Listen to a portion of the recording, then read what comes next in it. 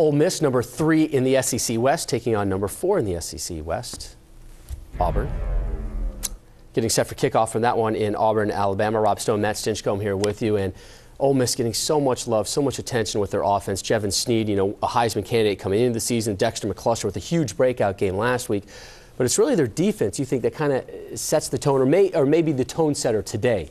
I think so. I mean, that defense has kind of floated this offense along. Last week, Ole Miss did well offensively, but part of it is because Ole Miss is being able to put them in some good situations and put pressure against their opponents. And right now, Ole Miss last week, you know, held Ryan Mallett 12 of 34 passing, 1 touchdown, 4 sacks on the Arkansas quarterback. They're able to get a lot of pressure. They don't give up a lot of first downs. They're excellent in getting off the field on third downs.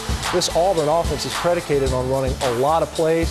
Those two ingredients don't add up to what Gus Malzahn wants to do offensively. They're getting off the field too easily on defense with Ole Miss defense right now. And look, right now, this pass D, 47% completions. Chris Todd's already struggling a little bit at that quarterback spot. You can't think that this is going to be a good defense for him to start getting things back on track. It's going to be a challenge against this defense for Ole Miss.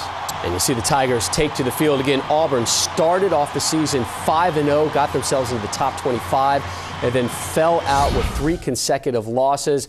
They need to bounce back big time. A home afternoon game is a great way to do it. Matt and I will see you at halftime. For now, we send it out to Auburn, Alabama. Kara, Andre, and Dave. It is our Wrangler SEC Game of the Week from a soggy Jordan-Hare Stadium in Auburn, Alabama. And today, it's an SEC Western Division showdown between 2 old-fashioned rivals dating back to 1928. Ole Miss ranked 25th in the latest BCS standings, taking on the Auburn Tigers. Now, as far as the SEC West standings go, you see Ole Miss at 2-2 in league play. Now, they are basically eliminated from a championship. They need a minor miracle to win the West, although it's still there. But they are playing for what could be a potential big-time bowl game. Auburn got off to a great start. They're trying to get that momentum back. They're also trying to get bowl eligible today. Both these clubs, the winner will become bowl eligible at the end of the afternoon. And a happy Halloween, everybody. Dave Neal along with my trick-or-treat partner, Andre Ware. Glad you could be with us. And Andre, last week we had a chance to watch Ole Miss take on Arkansas back in Oxford. What a show the Rebels put on. Everybody around Oxford saying it was their best game they've played all year long. They got that mojo back offensively. If they want to continue down this path, what are they going to have to do today against Auburn? Well, they're going to have to get consistent play from their quarterback, Jevin Sneed, who in the last 2 weeks has just been outstanding. Career highs in yards against UAB and then again against Arkansas, throwing for over 300 yards the first time in his career. He has been magical the last 2 weeks, but he's had a little bit of help up front with his big offensive line. 3 different offensive line combinations. They've gotten the consistency to gel together. Last week we saw him open some big holes for Dexter McCluster. All right, let's flip the coin a minute and talk about Auburn. This is a team that got the nation's attention with a 5-0 start. They have since lost 3 straight games. A lot of that can go to their offense. 3 straight losses with no offense. If they're going to stop that streak, what do they have to do today? They've got to generate passing yards, and especially on first down to kind of soften up this Ole Miss defense. Last week, Darvin Adams, Terrell Zachary, 1 catch, a combined 1 catch, 1 yard between their 2 top receivers. That's got to change today against Ole Miss. Well, Auburn wins the toss. They defer, so Ole Miss will receive. It has been drizzling on and off all morning here in Auburn, Alabama. The field, though, in excellent condition. There is Jesse Grandy, the true freshman, back to return the kick. 11 kickoff returns this year, averaging over 30 yards per return. He's been the main man back on the kickoff return the last 3 games. Morgan Hull will kick it off for the Auburn Tigers. Junior out of Decatur, Alabama.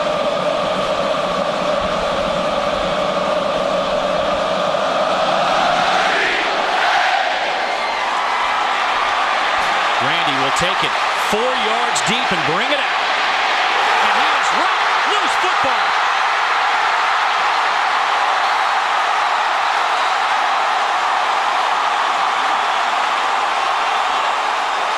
Jason King with a big hit. Loose football, and who's got it? They will say Ole Miss retains possession. Whoa, what a scare on Halloween Day for the Ole Miss Rebels. Boy, did Ole Miss escape right here. They were telling Gandy to stay into the end zone. He decides to bring it out, and Jason King shows up, and you talk about a little adrenaline rush before the game starts. Man, that is SEC football at its best. Oh, what a hit. Wow. And then it just became a wrestling match for the football. Ole Miss won it, but they're backed up just outside the 5. Jevin Sneed, first pass near side. Shea Hodge caught out near the 13-yard line. Walter McFadden on the coverage. Jevin Sneed off a career high last week. Throwing the football, looked sharp, looked confident, and I think it's the second word that he was missing the first part of this season, confidence. Yeah, and he played with it last week. I mean, he had the 2 uh-ohs and interceptions, but he was able to play through both. Threw one as a Hail Mary before halftime, but boy, did he look sharp moving the ball in the air last week. Out of the eye, handoff. Bolden. He will take it out of the 15 to the 17. I think that'll be good enough for a first down. Only needed a couple. Yeah, you'll see a couple of different running backs for Ole Miss, but the main runner, when they line up in that I formation, Brandon Bolden, you'll see McCluster there. You'll see a bunch of different guys. Rodney Scott, Kodera Easton at times, but when they really want to line up and come at you, it's Brandon Bolden. Now it's McCluster. That tailback of the I formation. Sneed gets it to Bolden. Bolden has plenty of running room to the 40, to midfield.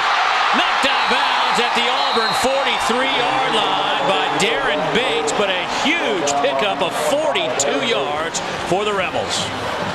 Boy, take a look, and what makes this play, what allows Jevin Sneed the time to complete this pass is going to be the block of Dexter McCluster right there out on the end.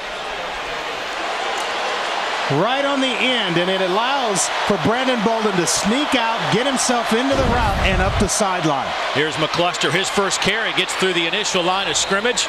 Picks up 7. Josh Bynes, the linebacker, able to bring him down. Last week, McCluster, 29 touches, 260 yards, lined up at 3 different positions, but you know, there's a couple of more that we may see him at today. Yeah, 29 touches last week is just flat out unbelievable. You know, he's not a big guy, about 170 pounds on his best day. Yeah, on his best day. But man, does he play big. Here's Bolden. He needed about 3. I think he got 3 1/4. That should be good enough for the first down. Tripped up by El Toro Freeman. And Ben Wagers, our referee today, says move the chains. First down, Ole Miss. This Rebel team running the football out of the gates. They're averaging 167 yards a game on the ground. That's 8th in the conference.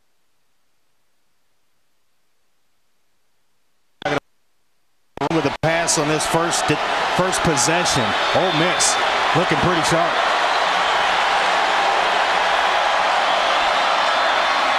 McCluster off the left side. He's met right at the line of scrimmage.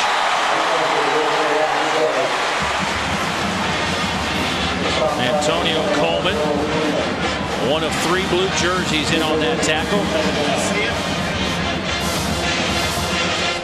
That'll bring up a second down and 9. All right.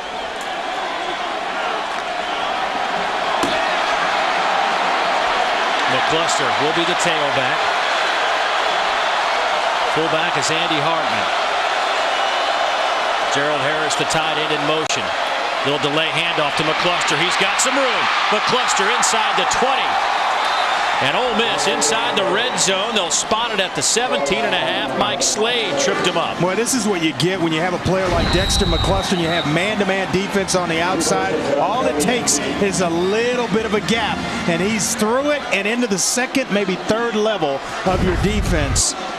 Boy, you got to be impressed with this Ole Miss offense. 3 touches already for Dexter McCluster. Shea Hodge, near side, wide receiver, a guy that like to throw a little fade to. Now he goes in motion. McCluster, the tailback. Snead throws on the run. Pass is incomplete. Looking for Lionel Bro. Second down. Now, Ole Miss in the red zone, second best in terms of overall scoring percentage, almost 96%. They've scored on 22 of 23 opportunities, but their TD percentage is off the charts. First in the conference in that department, 17 TDs in 23 opportunities. Yeah, that's because of a lot of different things coming together at the right time. You get down inside the 20-yard line, it's time to put touchdowns into the end zone as opposed to field goals. And I think Houston, he gets aggressive down inside the red zone. A lot of coaches will just play for points. High pass to McCluster. He's trying to get the corner. He's got the first down. It'll be first and goal, Ole Miss. They'll mark it at the 7-yard line. Lionel Bro with a big block on the outside to help McCluster. Well, I think it was Marquise Summers, the wide receiver out on the edge. Number 16, watch him. You're just going to see heels go up into the air. And boy, I'm telling you what, it was nice. Nice block out in space.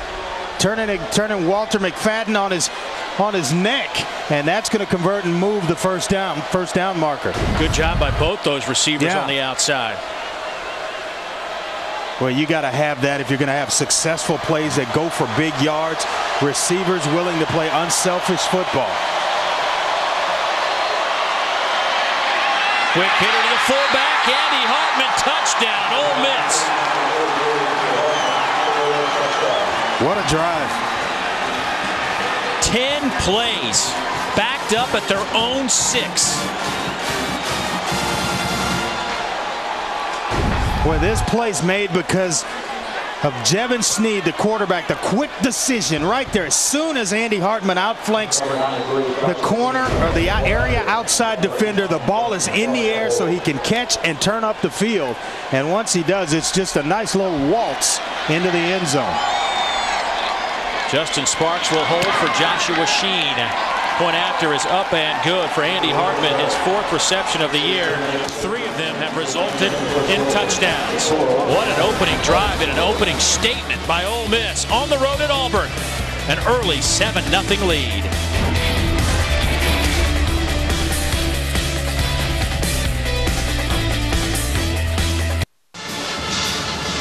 Jevin Snead and the Ole Miss offense put together a pretty good drive. The man who scored it right there, the fullback Andy Hartman, 10 plays, 94 yards, 4.5 minutes. Snead on that drive, 4 out of 5 for 69 yards. An excellent decision making on the part of Jevin Snead, getting the football out, and a lot of those passes, timing. If he waits just a second, a defender gets his hands on a football, he's back, he's out, he's read it out, delivering the football on time. That's a recipe for success offensively. Well, you saw that number. Ole Miss has been good in the first quarter. They've only allowed 3 first-quarter points all season. By the way, that was the longest scoring drive in terms of yards this year by the Rebels. 94 yards. That kick is miserable. Andrew Ritter hit it out of bounds at about the 25-yard line. Didn't even have a chance.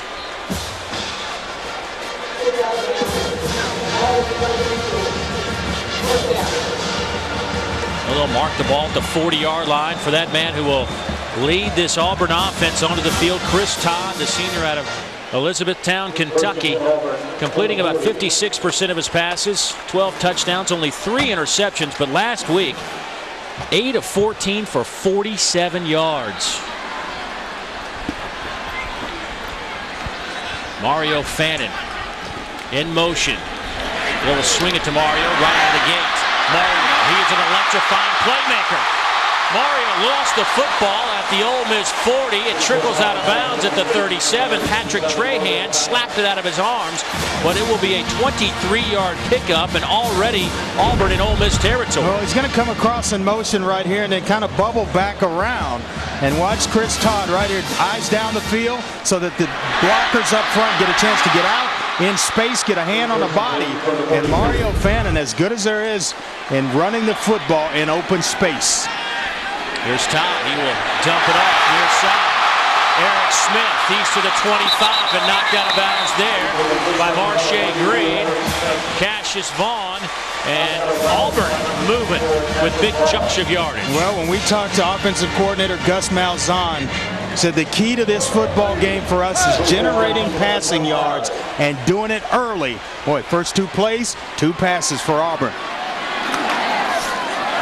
Opposite pitch to Fannin. Oh, Kentrell Lockett hanging on, but a flag comes in late, right at the spot of the tackle. But Lockett did a great job on tripping up Mario Fannin. Looks like this may be a hold out on the edge. Boy, that's what Gene Chizik said yesterday. I think his quote was, "We cannot have stupid penalties." Well, they listed 3 things they had to do as keys: generate passing yards, limit the turnovers, and then limit penalties. And right there, early penalty when you're having success. Number 5 on the offense, 10-yard penalty. Repeat, first down. Gene telling us yesterday that basically, you know, the attitude of the team hasn't changed any. He says, we're not going to go reinvent the wheel. This is what we do. We're going to fight through this. Our guys have had a great week of practice. Get back to fundamentals. You know, stop making the mistakes that cost you ball games, and off to a pretty good start. Tate, his first handoff right into the heart of that line, will power his way for about 3 yards. Lockett among the white jerseys in on that tackle. Look at Chris Todd and the difference, the first 5 versus the last 3. At what point do you start to question your confidence a little bit, even though coaches say it's not all on him? No, you know what? And the opponents changed as well. Its schedule got a little tougher the last 3 weeks for Auburn, where you can't just kind of have your way offensively. And a lot of things play into the factor of when a quarterback's going on a little bad spell. Here's Todd using his feet. Gets it inside the 20 to about the 18-yard line. Now that'll be a couple of yards shy of the first down marker. Jonathan Cornell able to push him out of bounds. Well, I like the call here by Gus Malzahn. You're just trying to get it to 3rd down and manageable, and got everybody running off a very aggressive defense. Catch him in man-to-man, and nobody in front of the quarterback until he's just about at the first down marker.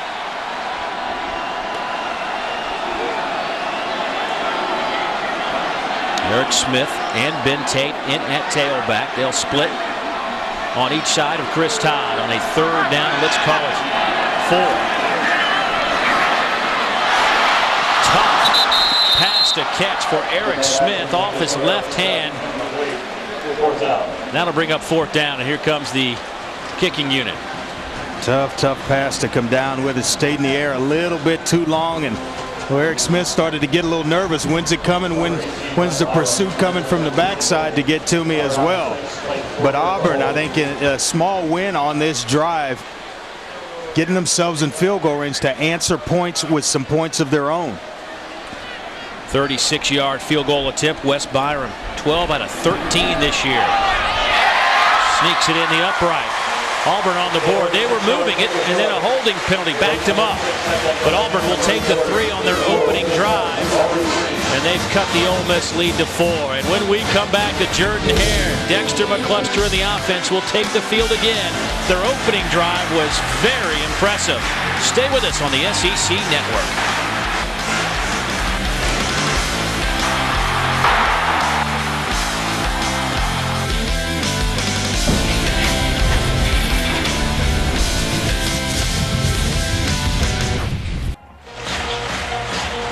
A raucous crowd despite the soggy conditions at Jordan-Hare Stadium. Ole Miss leads 7-3. Dexter McCluster, a big part of that opening drive for the Rebels. Well, they want to feed him early. Best playmaker on the offensive side of the football, and it doesn't take an intelligent coach to figure out. Just get the ball in your best player's hands. Boy, he was fun to watch last week. I mean, he was just, you just thought electrified. Every time he touched it, you thought there was a big play coming up. Once again, the ball falls off the tee, so he will continue throughout the 60 minutes of this ball game to be a tall order for the Auburn defense. Ted Roof, their defensive coordinator, he's the guy handed the task of slowing down this Ole Miss offense and Dexter McCluster. Morgan Hole will kick it off again. His first kick went deep into the end zone, and Jesse Grandy returned it. This time, Grandy will take it at the 13-yard line. Jesse bounces off a couple of blue jerseys out to the 35-yard line, and he is slammed to the ground at that spot. Well, that last drive went 94 yards. It was very impressive. Yes, it was. They mixed the run and the pass. Start out, those swing pass out to Brandon Bolden out in the flat. Then you get it to your best playmaker and Dexter McCluster. Timing once again, right in stride to Dexter McCluster. Picks up a first down and a nice little pass to Andy Hartman where he can catch it, turn, and get himself into the end zone. Nice start to this football game for Ole Miss.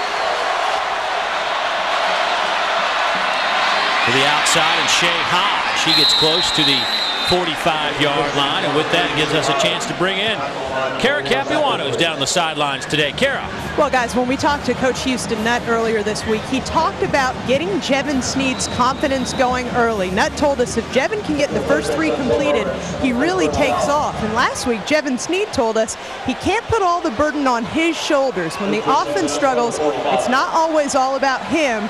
He's such a team player, and he so badly wants to do well that that's been a problem, but he's getting better at it, guys. Jevin 5 out of 6 for 79 yards to start the game. That handoff off the right side, not much happening there. Dexter McCluster brought down by El Toro Freeman. Yeah, when a quarterback's struggling, there's usually a few factors that come into play. Some on the offensive line, you get dropped passes, running backs missing blocks, and you're having to basically throw the football with someone in your face. It's not entirely all on the quarterback. Now, certainly there are times when you're struggling as a player, but there are a lot of different factors around you that take place and fall right into your performance. Snead nearly picked off. Nico Thorpe cut right in front of Shea Hodge, and it was nearly intercepted. Well, that one's just a little bit late on the part of Jevin Snead. Was off the play fake, and now it's got to be thrown right on time. He waits just a little bit. Right there, the hesitation allows for Nico Thorpe to make a nice break on this football. That one might have gone to the house. Nico's already collected 1 interception this year. They had 2 last year. It was an SEC on the SEC All-Freshman team a year ago. 3rd down and 8. Over the middle. That pass should have been intercepted. Josh Bynes let it slip right through his hands, and it'll be 4th down. Well, watch the eyes of Jevin Snead here, and in zone coverage is where a quarterback makes his money with his eyes. You have to move defenders. If you stare and you throw it there, somebody's going to make a play on it, and it was almost Josh Bynes, the middle linebacker of Auburn. Look at Auburn in their first 5 games, and turnover last 3 games -5. That'll help you to an 0-3 mark in those last 3 games. Philip Pierre-Louis back to return this little pooch punt end over end that will hit, and it'll be a touchback. Could not get his feet down. They will bring it out to the 20-yard line. Well, time for us to take a look at our impact players, brought to you by Hampton Inn. At Hampton, we love having you here. Yeah, it's going to ride on the shoulders of Chris Todd. 0 touchdown passes in the last 3 games. He'll have to get that turned around. Ben Tate, he's just the workhorse, for averaging 115 rushing yards a game for Auburn. And then on the defensive side of it, it's the man on the outside, Antonio Coleman, leading the team in sacks with 3.5. Cody Burns in at quarterback for the first time today. Little razzle-dazzle. Get it to Terrell Zachary, trying to get the quarter. Terrell will pick up about 3 before he is run out of bounds. Did you see the play of big Greg Hardy? 6'5", 275 pounds, and fighting off blocks to force the play a little bit wider by Terrell Zachary, where you get some help. Now, if he comes crashing down inside, now you get the corner a little bit faster, and your other defenders don't help you out. Hardy is a superstar player on the edge for Ole Miss. Quick hitter to the outside. Darvin Adams with the catch. And Coach Chiswick, along with Gus Malzahn, the offensive coordinator, telling us that they need their receivers to be big. They got to help their quarterback. Adams and Zachary, not much of a factor last week. They're also looking for a number 3 guy to step up. And they're playmakers. You saw Zachary with the end around, and now Adams with that reception. They want to throw on first down. The two only combined 1 reception, 1 yard last week. Tate tripped up. Good play from Jonathan Cornell, the middle linebacker. Watch him fire through this hole. Once he sees it, now it's get through and make the tackle. Look at that flash right in the middle of your screen. Number 51. You called his name a few times in last week's ball game. Flag down. Up top goes Chris Todd. Looking for Zachary. It's incomplete. Well, it looked like the offensive line stood still. The center just snapped it, and everybody else stood there watching. Offside on the defense. It's only 5 yards. Well, Chris Todd was alert. Decided to try to take a shot down the field. And Coach Houston Nutt, boy, he has done a fabulous job. He's kind of like Gene Chiswick. He won his first 5 games of his career. Coach Nutt won his first 8 when he was a head coach at Arkansas. 8 in a row to start your career. That's not bad. Last week, an emotional win for Coach Nutt, taking down a place he coached for 10 years, Arkansas. And today, it's also some emotions going on. Some of his previous coaches are on this Auburn staff. Todd going up top again. Wide open is Terrell Zachary, and he can't catch it. Cassius Vaughn got beat on the play. I think he might have anticipated some safety help, and it wasn't there. Well, just a little bit more air under this football and let Terrell Zachary just kind of run under it. You see the coverage get itself mixed up. Kendrick Lewis goes inside with a post route, and it allows for Zachary one-on-one on the outside. He got great position. Now just throw him a catchable football, and he's dancing in the end zone. On 3rd down, Auburn will spread it out. Cody Burns to the top of your screen. He comes in motion now. Here comes some heat. Auburn picks it up. They'll swing it out to Burns. He makes the catch and slips down at midfield. First down, Auburn. Excellent athlete, Cody Burns. Boy, watch him right here. Stop and then pivot right back outside.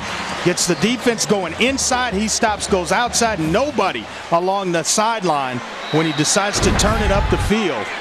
He is really, really becoming a good receiver for this Auburn offense.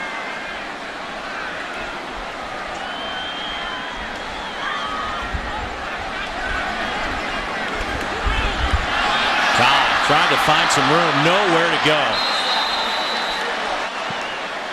That will go as just a tackle behind the line, no sack, but he loses a couple of yards. Alan Walker, the first man on the spot, the junior, coming up with his first tackle this afternoon. And second 2-year starter at that position of strong side linebacker. Usually have him playing right over the tight end. Coaches said last week he was one of their stars defensively, had a great game against Arkansas. 4-man front on 2nd down. Look at Ben Tate, the big fella with a nice move, gets it to the 41. Excellent tackle by Kendrick Lewis in the open field. Kind of one of their unsung heroes, Kendrick Lewis, the team's defensive leader. You better be able to tackle in space when you play against these spread offenses. And Ben Tate right here just bringing the wood, getting downhill in a hurry. Quick snap to Tate, trying to get that first down on 3rd and 1. Needed to get just inside the 40. I think they're going to spot it just outside the 40. He may be short by a half a yard. Lawan Scott clogging up the middle for Ole Miss. Man, don't think your screen's running fast at home. This is Gus Malzahn's style. Run as many plays as you possibly can in a football game. He will change tempos throughout this ball game. Speed it up, slow it down. Right now, he's got it on fast forward, Dave. They're going to go for it on 4th down and a half a yard. Smith in motion. It's Tate working the right side. Got denied. Jonathan Cornell, the first man on the spot for the Rebels, and the Ole Miss defense stops Auburn on 4th down and short. Boy, he had an excellent game last week against Arkansas, and it's carrying over today against Auburn. Look at him shoot the gap. and then wait on some help from the outside as well.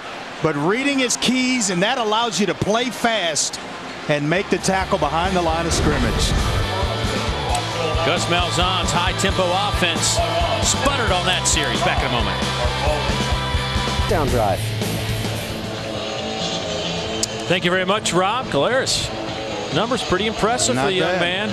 But Tony Pike's the real deal. We'll see if he gets back next week. Well, Brian Kelly just keeps the quarterback on the shelf. One's injured, just take another one off the shelf. Plug him in. And handoff off tackle goes to Rodney Scott, the true freshman. As we continue on with our SEC Network Game of the Week presented by Wrangler. And let's take a look at our Hampton Inn Impact players. Well, Hampton, we love having you here. It starts with a guy under center, Jevin Sneed, consistent the last couple of weeks for Ole Miss. He's the guy that makes the offense go. And the engine in this offense, Dexter McCluster. Patrick Trahan will have to tackle well in space on the defensive side. Here's that true freshman Scott again, getting the handoff on second down. Gets about a yard. For last series, Jevin Sneed got away with 2 bad passes that should have been picked off. That last series, you are exactly right. It looks as though there's a player or two still down. Wow, Zach Etheridge just laying right on top. Both those guys don't seem to be moving too much. Rodney Scott was the man who carried the football, that true freshman. Zach Etheridge, the junior safety out of Troy, Alabama. That collision didn't look violent from here. Well, Gene Chizik out there on the field in a hurry, along with the medical staff.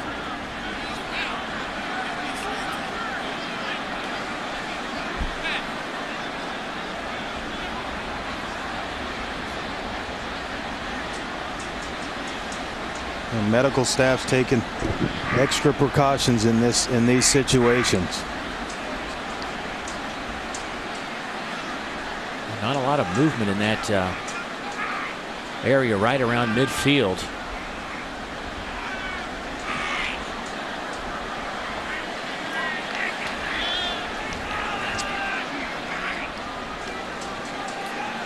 Well, we will step aside for a moment and try to get some details on this. Stay with us here on the SEC Network.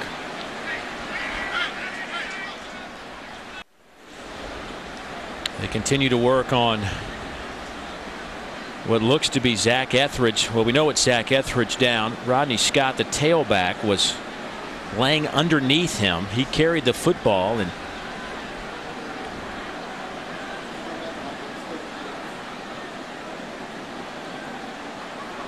man, that's just awful to see. It is absolutely awful to see that. Yeah, it's tough on everybody, teammates, coaches, fans, because you're just kind of saying prayers for the young man and hoping everything turns out okay.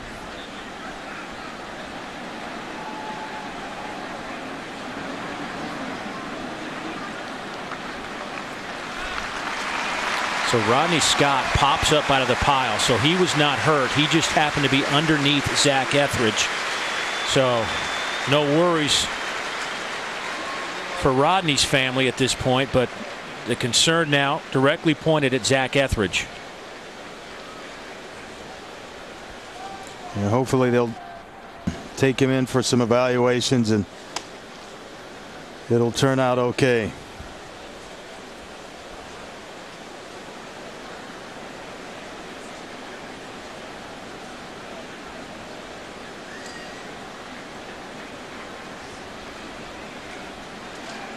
It's hard to believe there's 80,000 people, over 80,000 inside Jordan-Hare Stadium. I mean, that just makes your heart sink every time you see it. It's awful.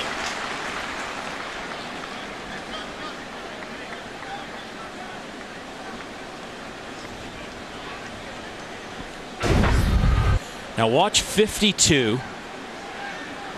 Antonio Coleman, and his head connects with Zach Etheridge. Coleman pops up. Etheridge did not. And Rodney Scott's just a guy that is underneath. feels the body weight of Zach Etheridge, and he couldn't get himself up, but hopefully everything will be fine.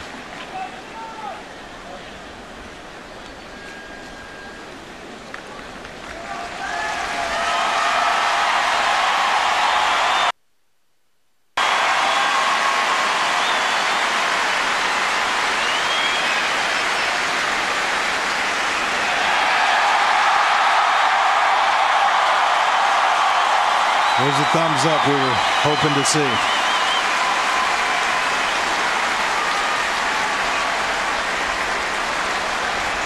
We wish nothing but the absolute best for Zach and his family. And as soon as we get an update, we will pass it along as he is wheeled outside the stadium. It's hard to get your attention back on the field, but that's what we'll do here on a third down situation now. Andre, what does that do to a team? Well, you're concerned certainly for a teammate and trying to rally yourself back into this football game. It's tough. McCluster trying to get that first down. He'll do so, run out of bounds. Let's see where they spotted at the 42-yard line by Nico Thorpe, the corner.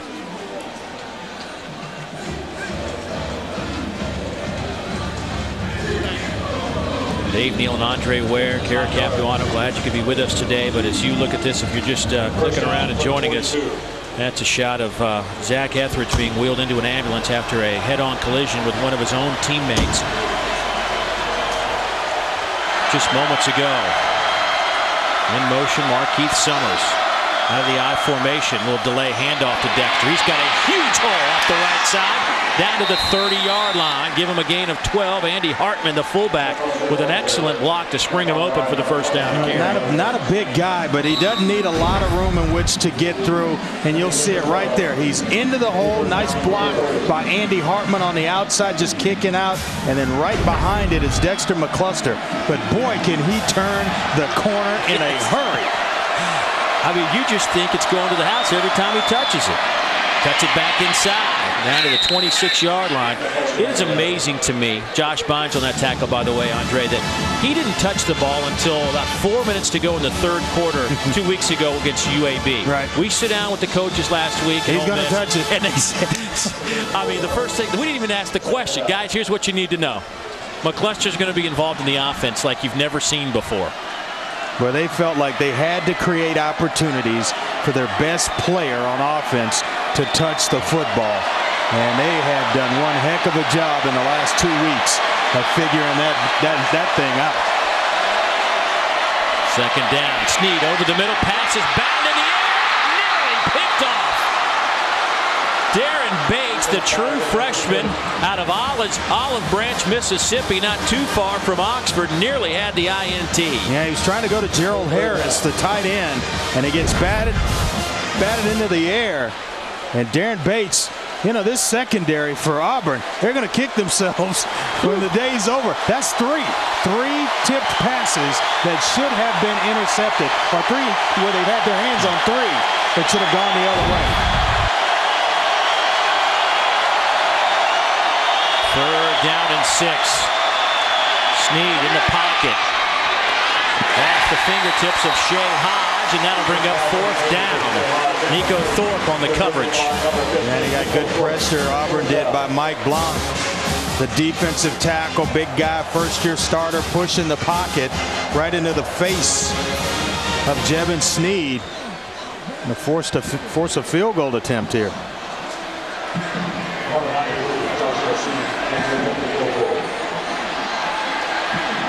Snead's missed his last 4. He's now 5 out of 10 on the day. Looking at a 44-yard field goal from Joshua Sheen, who was perfect on the year. His long this season is 42. This may not get there. Well, he seemed a little rushed. Yeah, that was way right. No sink on that kick. And the Auburn defense stands tall. Ole Miss still leads 7-3. Let's send it to our SEC Network studios and Rob Stone. Rob, what do you have? Well, Dave, number 4 Iowa, 8-0 for the first time in school history, but down 14-0 in the second quarter to Indiana. Ben Chappell, Mitchell Evans, Iowa has trailed in 8 of their 9 games this year, guys. And Rob, as we look at these BCS standings, I mean, Iowa, Andre, they're sneaking into the big picture here. Yeah, a lot of people complaining about winning ugly. Well, that's what you got to do this time of year. Doesn't matter if you win ugly or not, you just got to win. Flag down at the line of scrimmage as Ben Tate takes it out near the 40-yard line. But you see Florida and Alabama still sitting there at 1-2. Texas 7-0 at number 3. Now, of course, USC has a big one today against Oregon in the Pac-10. That's going to be a great matchup. Oregon playing some of the best football right now in the country after that opening season loss to Boise State. Getting interesting. Still have a couple of non-automatic qualifiers in there, and TCU and Boise State undefeated. This could get interesting on Halloween. So you've been giddy since you got to the stadium today. You just need to slow down. I was ready for some football, man. It's perfect fall weather. By the way, illegal motion against the Auburn offense. Backs him up 5 yards. Nullifies that big gain by Cade. He'll try to get some of that back on that carry. He'll give him 4.5 maybe. So he gets bumped out of bounds by Fawn Ingram. He's a good football player now. Ben Tate, 5'11", 220 pounds. I think we'll see Ben. I think we'll see Ben at another level. Oh yeah, there's no doubt about it. He is averaging 115 rushing yards a game. That ranks him 11th in the country. Out of the shotgun, here goes Todd over the middle to his tight end Tommy Trott, who drops it. That would have been good enough for a first down. Coverage from Patrick Trahan, the former Auburn player who transferred after some academic issues over to Ole Miss. Well, this is good timing on the part of Chris Todd. Nice flat route by the tight end Tommy Trott. Now, you just got to catch the football. Well thrown, out in front, finish the play. I don't think Todd could throw it any better, really. Boy, Tommy Trott's a guy you really want to count on, too. A leader, a senior. Coming back from an ACL injury. He's close to 100% now. 4-man rush. Todd swings it near side to Tate. Good coverage from the corner. Cassius Vaughn came up to make the play. That'll bring up a 4th down. Once again, a penalty backs up Auburn, slows down any progress they make. And that will be the final play of the opening quarter. Ole Miss went 94 yards on their opening drive to take an early lead. It's an old-fashioned SEC rivalry. The Tigers and the Rebels from Jordan-Hare Stadium. Quarter number 2 coming up.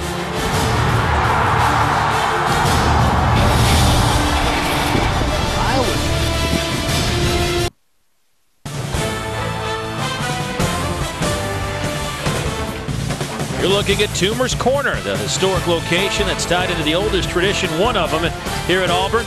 The location gets its name from Toomer's Drugstore, which has stood at Toomer's Corner since the late 19th century and is still in operation to this day at its original locale, they say. And I will concur. I haven't had everybody's lemonade, but they've got good lemonade in there now. Lemonade looked pretty good. There's a little something special they put in that lemonade. Welcome back to our Wrangler SEC Game of the Week from Jordan-Hare Stadium. We are moments away from the beginning of the second quarter. Ole Miss leads it 7-3 as Auburn gets set to punt it away. Clinton Durst will punt it away. Marche Green stands back at the 40-yard line. End over end kick.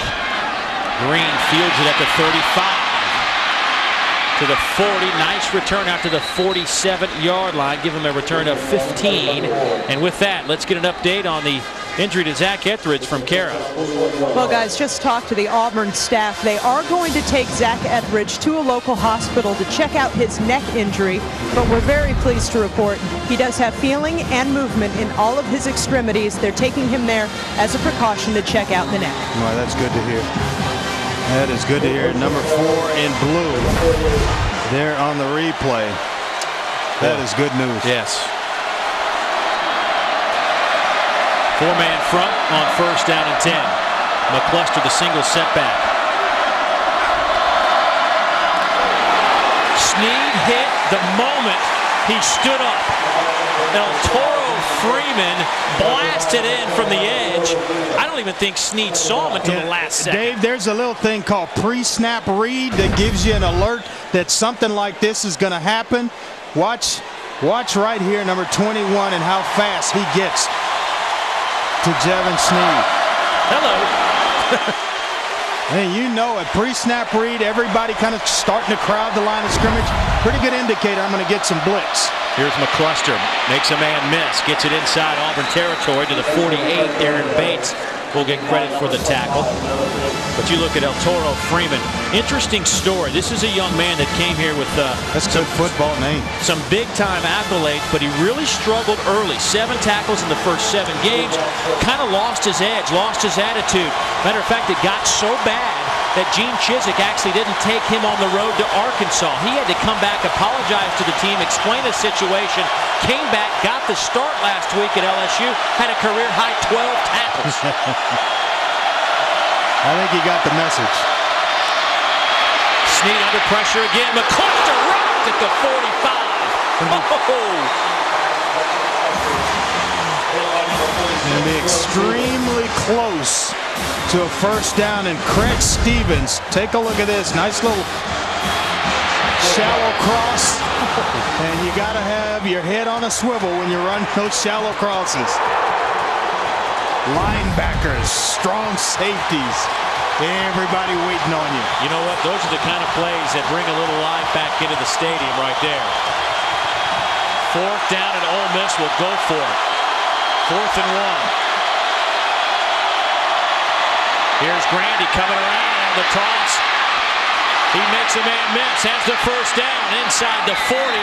Auburn might have had him for a loss, but the elusive true freshman picks up the first down. Boy, who said the quarterback can't throw a block? Watch Jevin Snead after the action. He's going to peel around and right back inside. Pick up a nice block right there on Josh Bynes, the middle linebacker. Here's Bolden inside the 35. Time to head back to the studios and check in with Rob.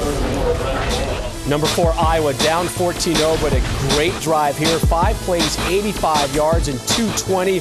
Brandon Wagger, the 4-yard run. It's now a 7-point affair at Iowa. Thank you, Rob. It took him a little while to wake up. It did.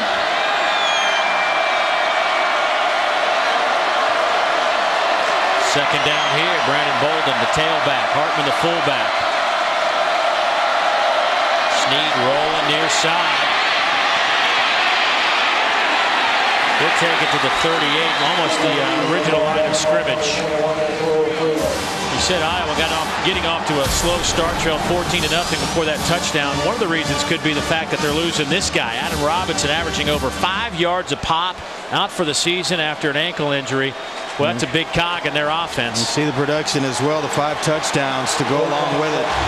That will cause just about anybody to have a slow start to a football game. Iowa will get themselves back into that one before day's end. Crowd trying to get themselves back into this one. 3rd down and 6 coming up. Snead all day to throw. Hit Grandy right in the hands, and he dropped it. Boy, he was about to shoot right out the back door and was matched against a linebacker. And young player, freshman, got to catch the football first. But he's got Damon Washington, the corner, actually in trail technique. And he is well ahead and had the first down had he caught the football. Ole Miss will take a timeout as a decision is coming. 4th on a 4th down play. Well, Ted Roof, the defensive coordinator for Auburn, has done a pretty good job of knowing when to bring the pressure to Jevin Snead. And he's gotten there a couple of times, and you could see his body language change just a little bit on this drive. All season long, Champion Apparel will be showcasing the tradition and history of the SEC. And today we'll take a look at one of the great ones. It's the Flight of Nova, the War Eagle, before the game. You want to talk about a unique event. This is it right here.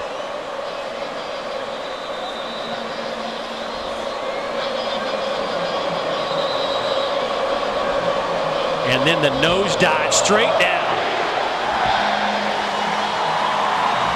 You gotta love that. That's pretty special. Yeah. I wonder if little treat at the end. I was gonna say, did Nova say trick or treat? I don't know. Well, here we go. Ole Miss is gonna go for it on 4th down and 6. Bolden and Eason will split outside of Jevin Sneed in the shotgun.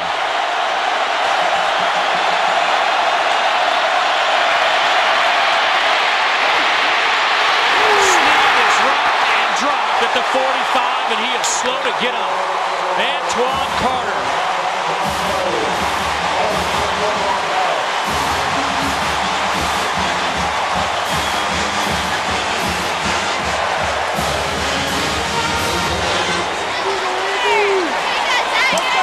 Gene Chizik and his defense put it together on 4th down, coming up with a huge stop.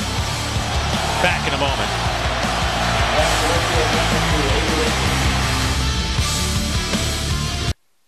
Ole Miss leading by 4. Jevin Sneed still trying to shake off that last hit. He has struggled since an unbelievable start. 5 out of 6, 79 yards. Now just 1 of his last 8. And he has gotten some pressure, which has caused that 7 misfires of late. Yeah, and you got to get rid of the football in that instance. What it does is it gives Auburn an even shorter field. So throw the football away, get your defense back on the field, and it saves them about, anywhere from 7 to 10 yards. Here's Tate. Boy, Ole Miss all over it. 5 white jerseys led by Patrick Trahan. Let's go back to that sack, Andre, and show you what happened. I thought it was good coverage downfield, allowing some guys to get to him. Excellent coverage down the field, and you watch Jevin Sneed in this instance. As soon as he sees a color of a different kind, right there, 91, throw the football away, get it out of bounds, don't take that sack, and better the field position for Auburn on 1st down. Right there. Football should have been gone. You avoid the hit, everything. Ben Tate, Eric Smith in the backfield along with Chris Todd. Todd, that ball was batted and nearly picked off. I think it was. Lawan Scott tipped it, and it is intercepted. Alan Walker comes up with the deflection, and Ole Miss has it inside the 40.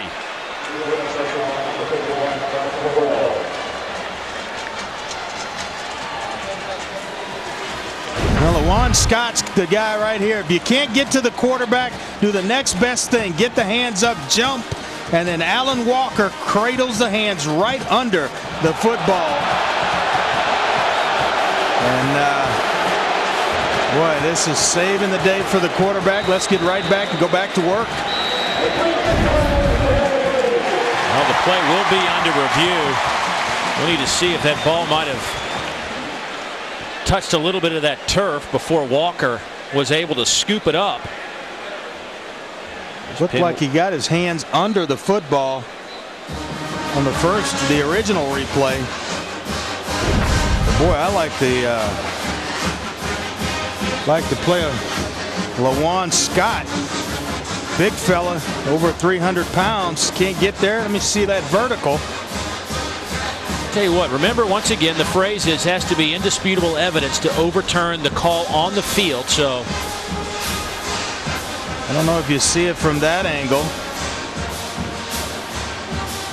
Jonathan Cornell was the other guy that had the football in his hands. It looked like Walker ripped it out of his own guy's possession. Yeah.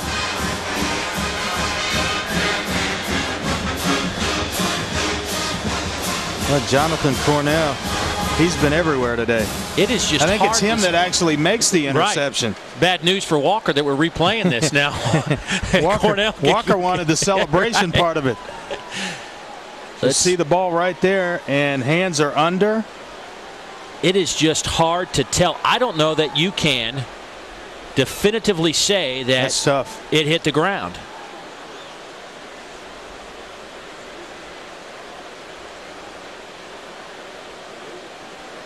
Walker just his body gets in front right before impact, so it's hard to say. It looks like it's sitting on the forearms of Cornell, the middle linebacker, and then he just kind of cradles and rolls over. Has to be indisputable, and the call was interception. But now I think we have to give the INT to Cornell, though, instead of Walker. After further review, video evidence shows the ball hit the ground. Therefore, it's an incomplete pass. It's going to be third down and 14. And they see the same video that we are seeing, and Auburn will take it. Yeah, it's that term, indisputable video evidence, and I don't see it there. I see it on his forearms right there. I don't think you can determine if his Walker's body is in front of the football. I don't know that you see the ball touch the ground. Obviously, there have been a lot of issues discussed the last month, and just this week, Commissioner Mike Slive got full approval from all the athletic directors and presidents to basically strip away the reprimand from coaches, players, officials commenting, school officials commenting on certain aspects. Their derogatory comments about the league and officiating. He has the right now to suspend or fine immediately at his discretion. That has been a hot topic the last couple of days. Here's Ben Tate. Out to the 48-yard line. Johnny Brown brings him down from a safety position. Well, Johnny Brown tackles is good in space, about as good as there is in the country at that. One-on-one with a runner or wide receiver, and he is just about money in terms of making the tackle. Really felt like last week it was their true test as a secondary against that offense of Arkansas. They passed with flying colors. Punting situation. Marche Green back to return at the 15. Well, this is a high, good hang time kick. Green calls for a fair catch and will make it at the 12-yard line. Ole Miss thought they had the interception. Short field was in store. The replay officials say otherwise. Back in a moment.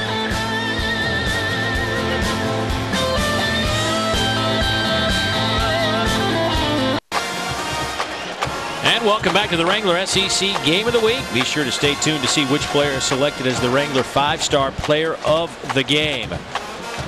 And a happy Halloween to everybody out there. Ole Miss leading Auburn 7-3 on a soggy afternoon at Jordan-Hare Stadium. Dave Neal, Andre Ware, Kara Capuano's down the sidelines. Devin Sneed back under center, one of his last 8 for 5 yards after starting 5 of 6. McCluster is the tailback.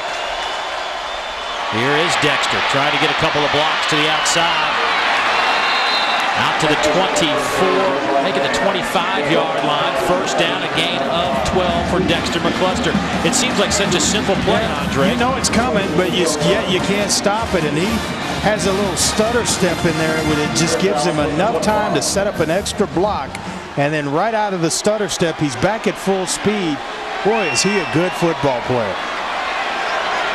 Out to the 25. Here's Bolden. Brought down by the middle linebacker, Josh Bynes. Bynes 5th in the conference in tackles, has 4 stops today to give him 71 on the season. Well, he's just got a knack for the football. Second year as a full-time starter. He finished 5th on the team in tackles a year ago. Solid player in the middle of that Auburn defense. Second down and 10. Sneed rolls, fires, Hodge. Good catch. He was battling on the outside with Walter McFadden. Those two were banging shoulder pads, and Hodge came up with the grab.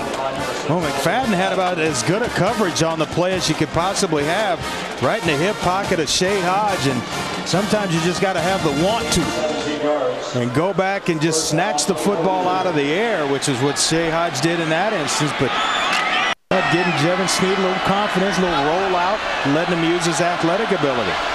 7-3 Ole Miss out in front. 8:36 to go here in the second quarter. Here's McCluster in the Wildcat formation. Takes it out over the 45, falls forward to the 46. Toro Freeman with his 4th stop this afternoon. They actually refer to it as what, the Wild Rebel formation when he goes back. And well, they like to get the football in his hands, and I see why. He returns results. 7-3. Ole Miss opening drive went 94 yards in 10 plays. Since then, they've been held in check. McCluster out near midfield. Needed to get to the 48 of Auburn for the first down. He'll be a few yards shy. Tripped up by Freeman again. Yeah, just about 2 yards short. And El Toro Freeman up the field making plays. You mentioned the 12 tackles he had a week ago against LSU. Talented football player. 3rd down and 2 coming up. 7.5 minutes to go. Second quarter. Big down for Auburn right here. Field position. A lot of things at stake right now. Pressure comes again. Flags are down. The Ole Miss bench jumping up and down. All I know is Jevin Sneed got hit again. Coleman and Blanc coming in, putting the heat on him. They're taking some shots.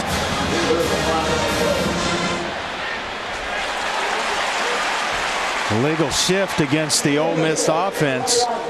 And they just kind of look, you know, a little bit out of sync since that first drive, Dave. A lot of penalties. A lot of things going wrong for the Rebels.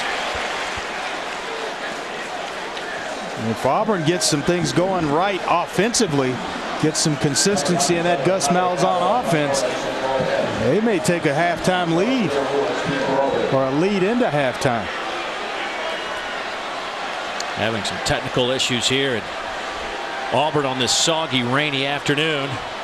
Apologize for those as Ole Miss gets set to punt it away. The Philip Pierre Lewis stands back at the 10-yard line. Tyler Campbell, good snap. Short kick that will hit at the 11. Good coverage. Lionel Bro on the spot for Ole Miss to down it inside the 10-yard line. Boy, this Auburn offense has been struggling today like they have the last 3 games. Only 94 total yards. They will need to get it cranked up when we come back.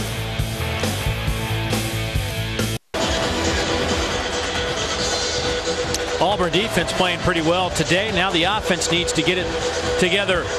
Just 94 total yards as Auburn trails 7-3 to this Ole Miss club, ranked 25th in the latest BCS standings. Dave Hill, Andre Ware, Kara Capuano from Jordan-Hare Stadium. Apologize for some technical difficulties. We'll keep you abreast of all the important numbers like first down and 10 as the ball sits inside the 10 at about the 9.5-yard line. Chris Todd under pressure from Greg Hart. He's going to have to unload and throw it out of bounds. Nice catch over there. I think that was Houston Nutt. Coach Nutt showing some good hands on the far side. Dropped his play sheet and then came up with a reception. Coach still showing some skills. But nothing really there for Chris Todd in this Auburn offense right now. Second down and 10 coming up.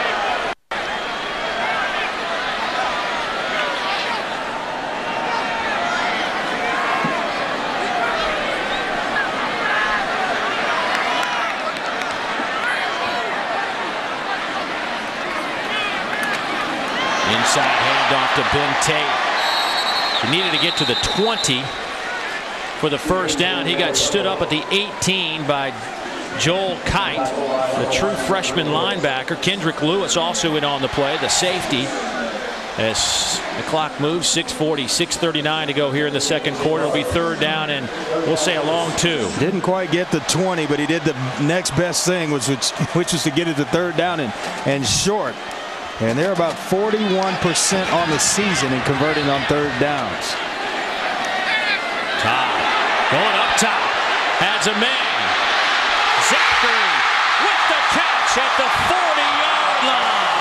Cassius Vaughn on the coverage, but what a grab from Zachary. Well, it's the throw that wins here.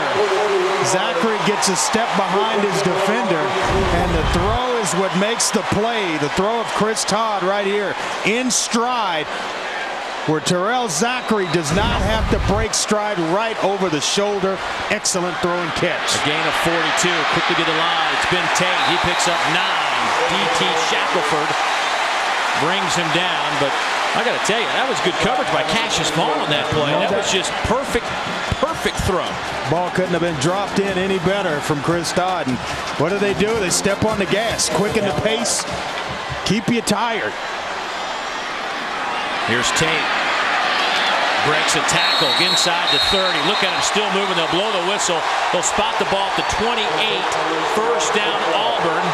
Vaughn Ingram, Lamarck Armour will get credit for the tackle. And quickly Ole Miss trying to make some wholesale changes as this up-tempo offense makes it hard to do that. Yeah, that's the offensive coordinator right there. Gus Malzahn hits you with a big play.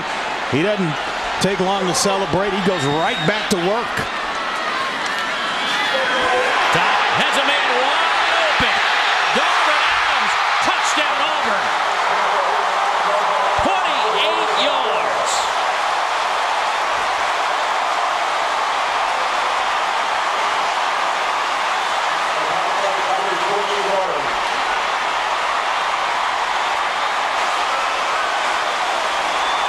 Couldn't.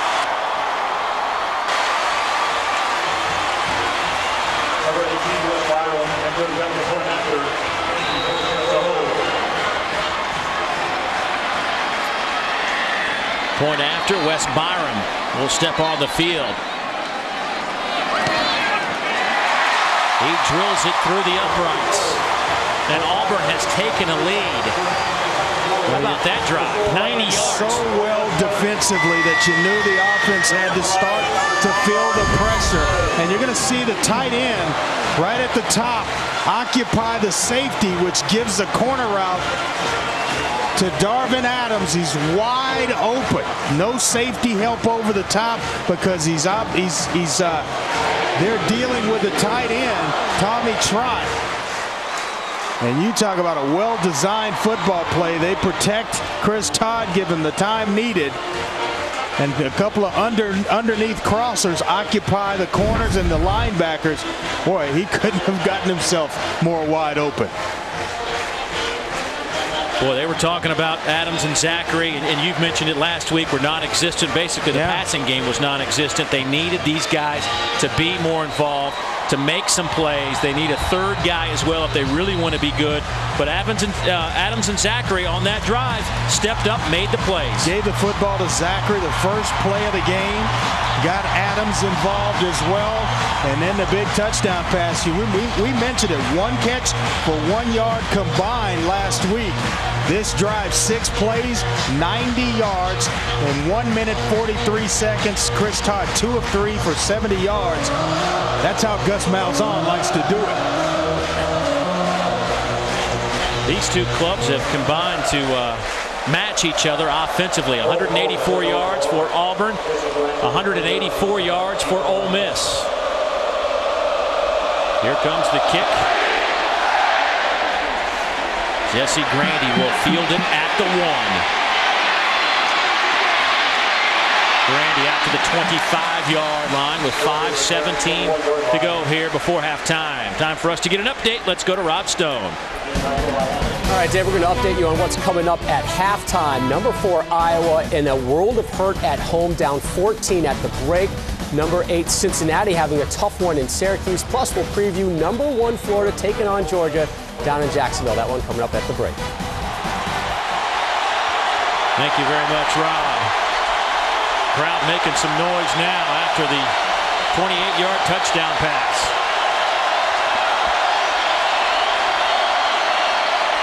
Snead, quick throw to Bolden. He's out to the 30-yard line. That'll be a gain of 5. El Toro Freeman in on the tackle. Ole Miss fans, follow Coach Kennedy and the team to San Juan, Puerto Rico for the 3rd annual Puerto Rico Tip-Off. November 19th through the 22nd. Watch the Rebels take on Villanova, Indiana, Georgia Tech, Dayton, and more. For tickets and travel, visit PuertoRicoTipoff.com. Well, they've gone back to that quick passing game, take a little pressure off the offensive line. They've been getting to Devin Snead a little bit, getting back all out. McCluster off the left side. Just a straight handoff, picks up 5, 6, 7 yards. Nick Fairley will get credit for the tackle. See Devin Snead here. Let's go back and take a look in the first quarter. His touchdown pass to Andy Hartman. Nice quick set release getting Andy Hartman into the end zone. Second quarter, it's Chris Todd. The last score wide open is Mr. Adams, Darvin Adams. And that gets us to where we are right now, Dave. 10-7, the Auburn Tigers.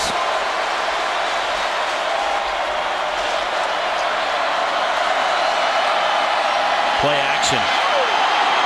Flags everywhere. Everywhere. Marquise Summers was the intended receiver, but it was pretty apparent that there was a hold in there. Yeah, they're having some problems right now up front. This Ole Miss offensive line, very active front for Auburn, and it's causing some headaches. Number 34 on the offense. It's only 10 yards from the previous spot. Down remains 1. Now you look at it, Dave, 4:03 left here before halftime. And now it's first down and 20. That changes things in terms of field position for Auburn, puts you in a different mindset to get more aggressive, to take advantage of the field position. You hold, and you're going to have a little more time to go down and get some points, or more points of your own. They've got a full complement of timeouts as well. But all 3 timeouts, the Auburn Tigers. 4-man front for Auburn. First down and 20. Over the middle, the cluster is locked again. Boy, Snead's not doing Dexter any favors today. Josh Bynes, the middle linebacker, able to bring him down. They want to get him touches, but now he's got the attention of all 11 defenders for Auburn. And when he catches it, there's just not a whole lot of room to move around. They are closing around Dexter McCluster. 15 touches so far, 96 yards. 29 for 260 last week. He's still getting his yards. Oh, he is. You can't shut him down. Forget about it. Pressure comes. Quick hitter to McCluster, and he dropped it, but that wasn't going anywhere. Coleman came flying in on Snead, and then Jake Ricks was standing right there when McCluster caught it. Yeah, Jake Ricks was kind of the spy there, waiting on the screen pass, and he kind of felt his offensive lineman really not take a hard pass set, so he peels off to find Dexter McCluster, going nowhere had he caught that football. It is 3rd and 17. Boy, and right now, advantage Auburn Tigers. You fought through the first 2 downs of this possession. Come up big right here. You're going to have excellent field position to put together a drive before the half. Ole Miss will take another timeout. Their second. Crowd sensing a little bit. Auburn on a 3-game skid, but their offense just went 90 yards and brought this crowd back to life. Time now for a look at our Nissan Heisman history moment, and 50 years ago to the day. Ole Miss fans might want to turn your eyes. You've seen this probably enough. Billy Cannon on Halloween night fields the punt. LSU trailing 3-0, but the 4th quarter return from the Heisman Trophy winner, over 80 yards, gives LSU the 7-3 victory. Billy Cannon will go on to win the 1959 Heisman Trophy. You see the numbers from Billy Cannon. Now, later in the year, the 2 clubs would actually meet in the Sugar Bowl. Ole Miss would win that game and win a national championship. He broke a couple of tackles along the way in that return. Those 2 teams were ranked #1 and #3, one of the most memorable moments and games in SEC history 50 years ago today. Well, here we go. In 2009, 50 years later, 3rd down and 17 for the Rebs.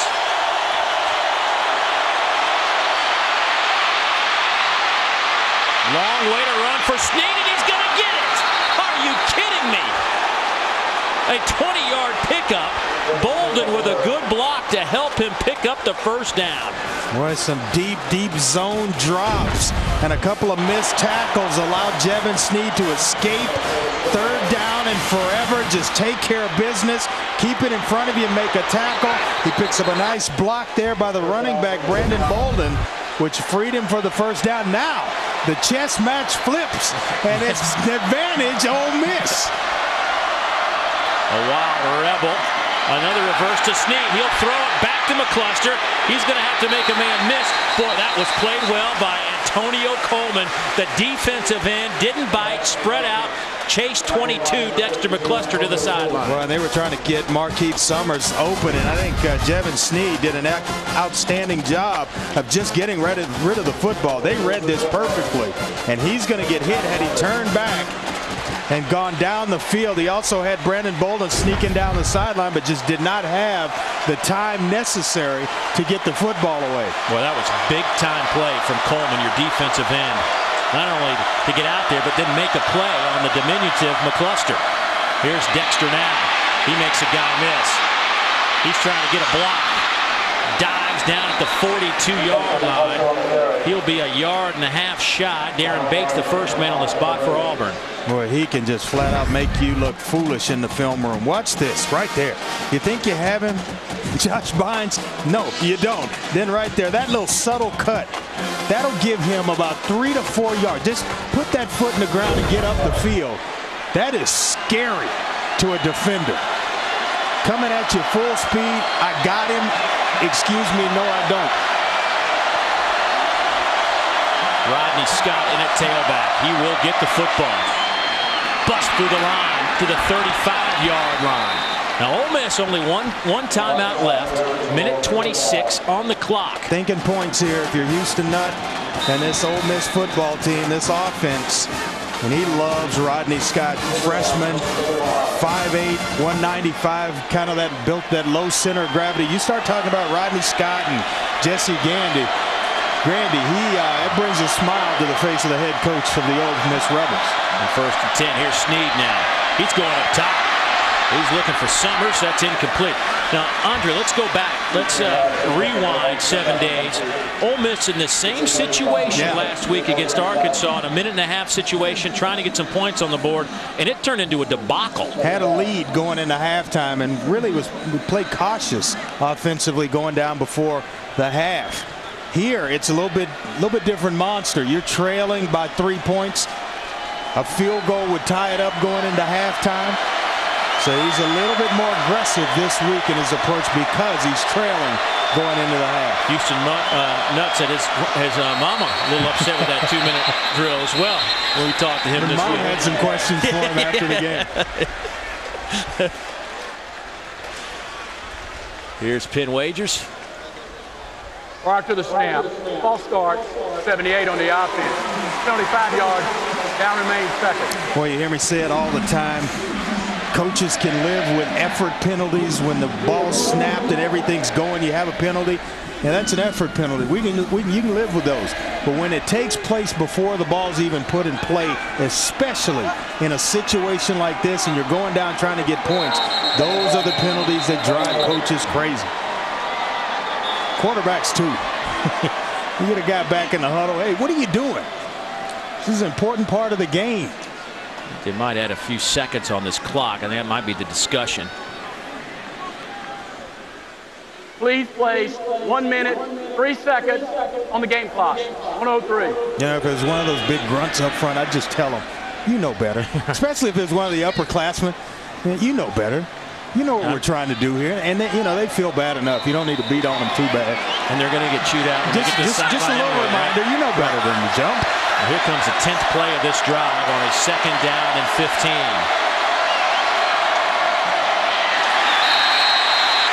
Not much happening.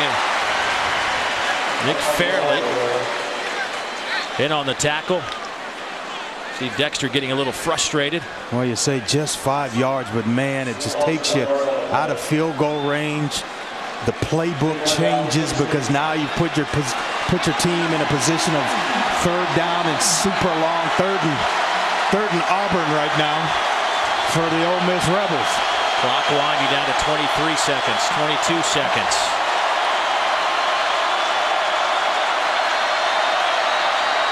Sneed, boy, he has some time. Throwing, wide open, Hodge, great catch, lost the football. They'll say incomplete. Incomplete pass. DeMond Washington came up with the football but ruled incomplete with 8 seconds to go before halftime. Boy, he had him open too. Had a post route over the top that cleared out the corner route. And Walter McFadden, you talk about putting your hand right on the football. I don't know. It's a foot. Ooh, he tucked it. I tell you what, that kind of looked like a catch, a football move to tuck it away. And I mean, the replay officials might have to take a look at this one. That looks like a catch, a tuck, a move towards, move up the field, and then the football gets hit and it comes out. I think this may be 30 seconds. Timeout. You got to take a look at this one. That's the timeout here is to buy a few extra seconds. And of course, Damon Washington comes up with the fumble recovery, so no question there as to who would have the football. But take a look at this. Nice play action fake. Route is well designed. A post to open up a corner, and right there, the ball's tucked, put away. I thought football move. He's getting ready to make the next move on the defender, and the defender actually zeroed in on him. There's the catch, tucked away. I think it's a fumble. And part of the new, I don't want to say a rule, but the officials were instructed this year to allow maybe an extra beat if there is a situation like that, to see what would happen if it's a fumble. And if the whistle does blow, if the next football move recovers the football, they would actually, which it did in that instance, would give the ball to the guy who recovered it. 4th down and 16. You just heave it to the end zone, perhaps. Trying to get that first down the far side to Shea Hodge with 3 seconds on the clock. So that'll turn it over on downs. Now, there were only 8 seconds on the clock. It's not like Auburn would have had a great chance to do anything with Come on, football. ask me. I'm waiting on you to ask me, my friend.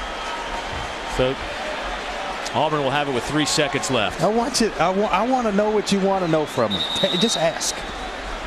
You know my philosophy. There's never too many points in the first half of a football game. You got to get the points on the board. I would drop back and sling this baby to the goal line right now.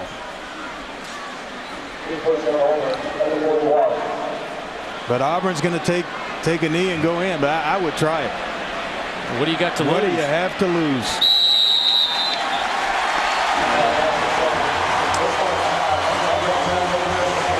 Well, Auburn will take the lead into the locker room. 10-7. Chris Todd, 7 out of 12, $125. It was the last drive that produced points where he really got it going. Jevin Sneed on the opening drive of the game got it going. But since then, it was quiet. Let's check in with Kara. Well, I'm with Coach Chizik, guys, and you know, the Ole Miss Rebels deliberately drove that first possession, and then the Tigers defense locked down. What changed, Coach? Well, I was really proud, Kara, of our guys. At first, we were kind of out of sorts the first drive there. We just needed to settle down and play. We finally kind of got the rhythm of what they're doing. We settled down, and we've been playing defense ever since. I know on offense, the goal was to generate passing yards and get better balance. How would you grade that effort? Well, we're kind of 50-50 on that right now. We need some more big plays like the one that got us in to score. We're a little inconsistent. Penalties still got us early that we talked about. We just got to be more consistent in what we do offensively. I'll let you go talk to the guys. Thanks, Coach. Dave? All right, Kara, thank you very much. A very calm, cool, and collected Gene Chizik will take a 3-point lead into the locker room. The reason they have the 3-point lead, Chris Todd to Darvin Adams. Let's go to Rob Stone in the studio for the Sailor South Halftime Report.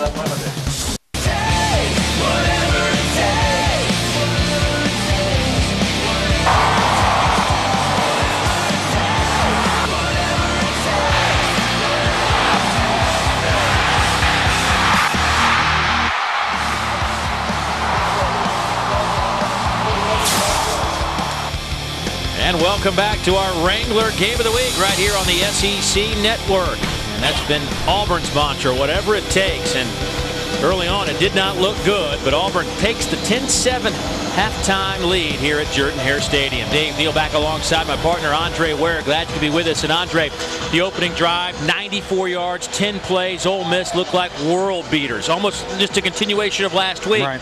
Then they became null and void offensively. What happened? Now you got to credit defensive coordinator Ted Roof, who came up with an outstanding plan, made some adjustments in game before they even got to halftime. Got to Jevin Sneed with the pressure when Ole Miss didn't really expect it. They've got a spot spy on Dexter McCluster right now, and you spin it forward going into this half. I think more of the same you're going to get from Auburn defensively, and then the offense cranked up at just the right time to give them a halftime lead. Yeah, Auburn went on a 90-yard drive to score their touchdown to give them this 3-point lead. So obviously a second half, a lot to play for. Ole Miss trying to keep pace in the West in terms of a big-time bowl game. You know, they've kind of put it together last week. They don't want to lose that momentum. Meanwhile, this Auburn team trying to snap their 3-game losing streak. Auburn will get the ball to start the second half.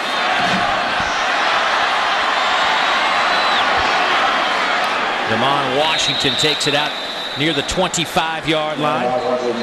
Take a look at our Crystal first half stats brought to you by Crystal. Nothing like it.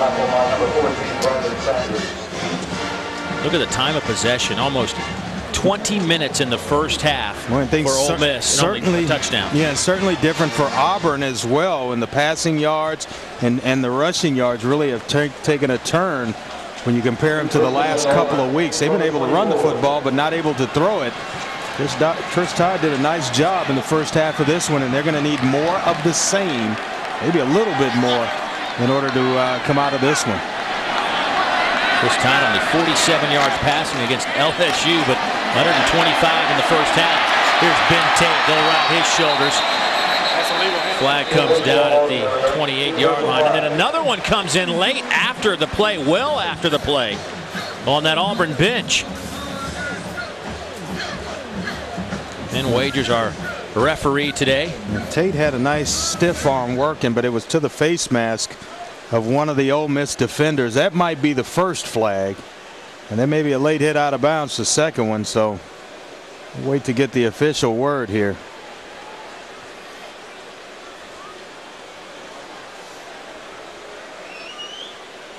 Paul Patrisco talking to Penn Wagers to get these calls correct. You know, it's one of those things, that stiff arm, you can put your hand on the mask, but the second you bend those fingers, yep, it's a face mask.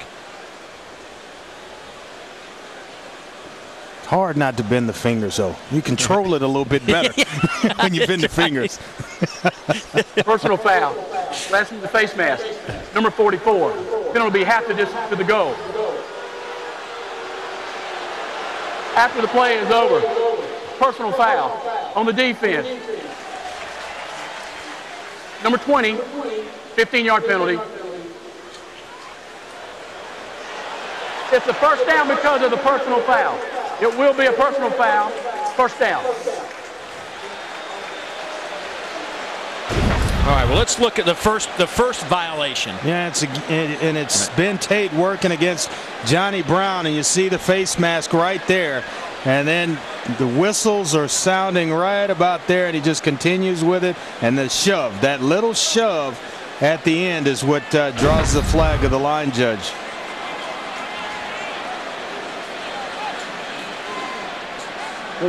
So they move him back for the face mask, and they move him forward for the 15-yard. We'll get right back to where we were. And we're back to first down. Here's Mario Fannin.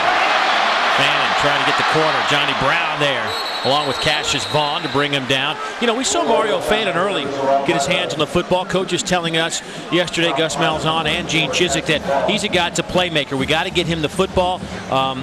With McCaleb out, Ontario McCaleb with a sprained ankle, not getting any action today, they said he would be more of a factor, but we really didn't see him much in the second quarter.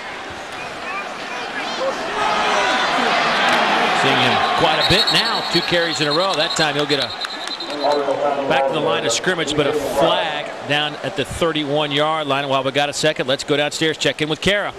Well, guys, talked to Coach Houston Nutt, and he was really hyper-focused on the breakdown on that touchdown pass by Auburn. He said it was a complete defensive breakdown.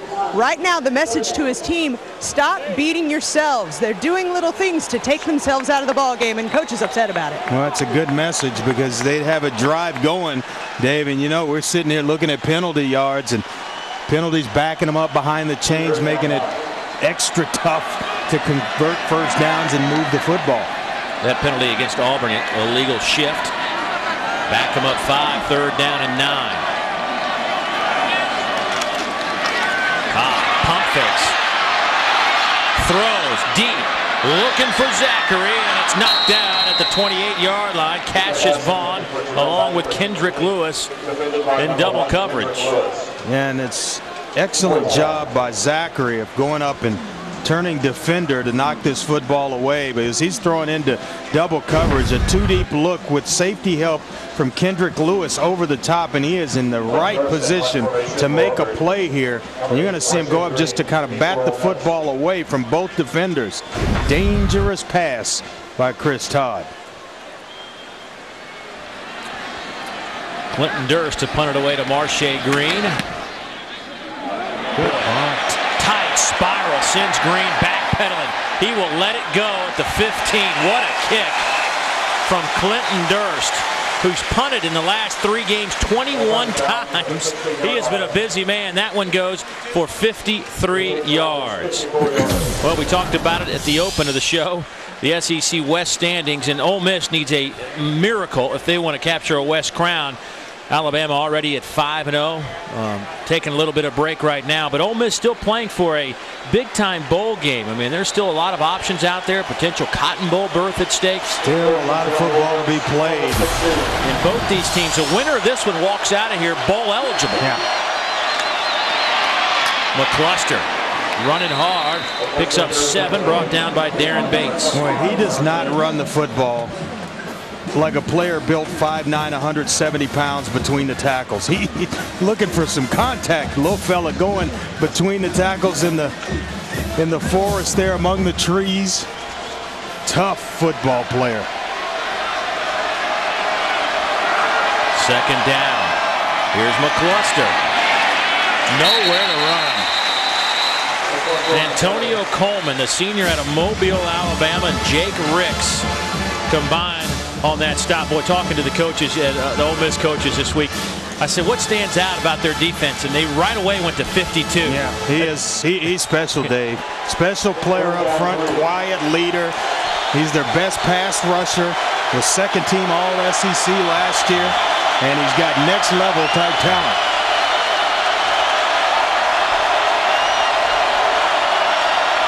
Third down and 3. Quick hitter, incomplete. Looking for Shea Hodge. Defended by Walt McFadden. That'll bring up a 4th down. And I got to tip my cap to this Auburn defense. Since that opening drive, they have tightened the screws big time on the Rebels. Ted Roof has been outstanding. Their defensive coordinator calling this game for Auburn defensively. Made the necessary adjustments after that first drive, and he has basically frustrated Jevin Sneed from that point on. And he's getting pressure with just the 4 guys up front. That could make for a long second half. Pressure on Tyler Campbell, but he gets it away. Not much on the return. Alan Walker with a good special teams tackle. Ben Tate, who's having a tremendous season, will hit the field again for the Auburn Tigers, trying to generate just a few more points.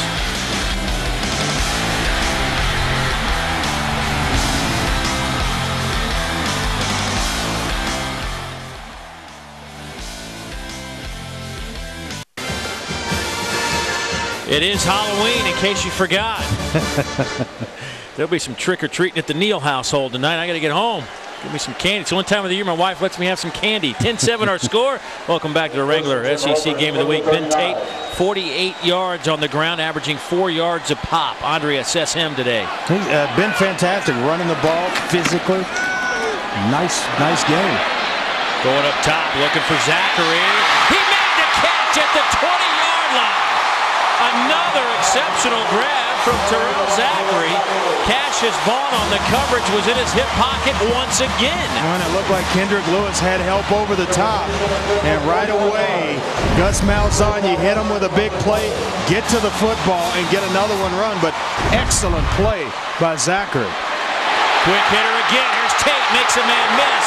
Runs over another Kendrick Lewis inside the 10. It'll be 1st and goal Auburn. Well, and a lot of running backs. Some of them it takes a nice move and the shaking of a defender. With Tate, it's bringing that big physical body into someone else's living room. Boy, he's having fun. Early movement by Auburn. That offensive line, somebody on the left side got a head start. Loves the contact, Ben Tate. Prior to the snap, false start, 66 on the offense, nearly 5 yards. Now remains. Well, here it is. Chris Todd with time going down the field. Gets behind the safety and in front of the corner. And Terrell Zachary right there, just body position. Now adjust to the football, and well, that's a nice grab. You know what I've noticed about Gus Malzahn is he gets a big play, and he is to the line and right to the football. And I mean, you talk about hurry up. Wants to catch the defense, kind of feeling sorry for themselves. Cody Burns, in at quarterback, he'll take the direct snap and will loft it up in the end zone, looking for Tommy Trott. Touchdown, Auburn.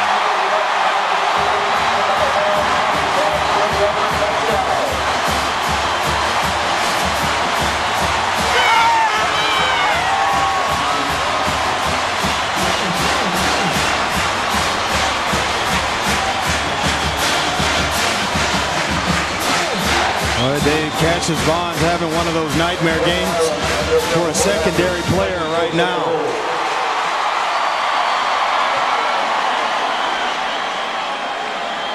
Leighton Crowfoot will hold for Wes Byram. Jumping good. How about the Auburn Tigers? Cody Burns, that's not exactly the form you teach in quarterback camp. Off the back foot, but he gets it to the man, Tommy Trott. Touchdown, Auburn.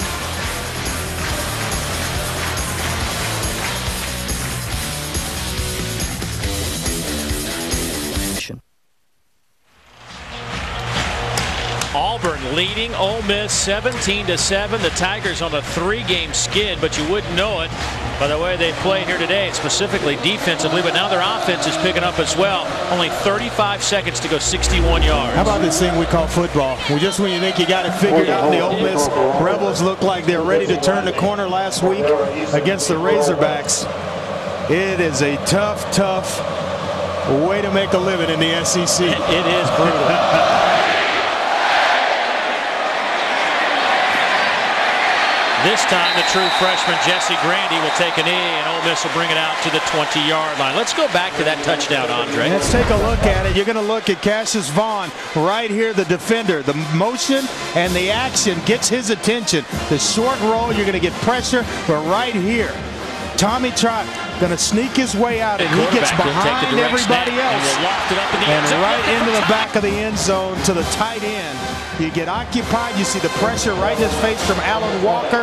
Does a good job of just kind of fading away, little fadeaway jumper to the tight end.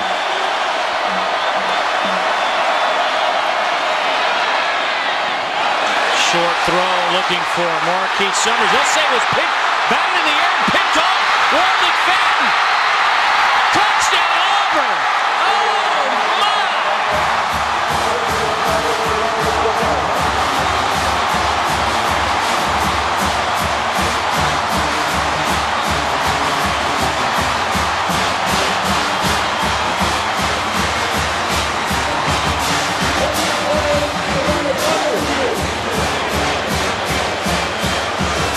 This play will be reviewed. If it holds up, it is the 3rd interception of the season for Walter McFadden.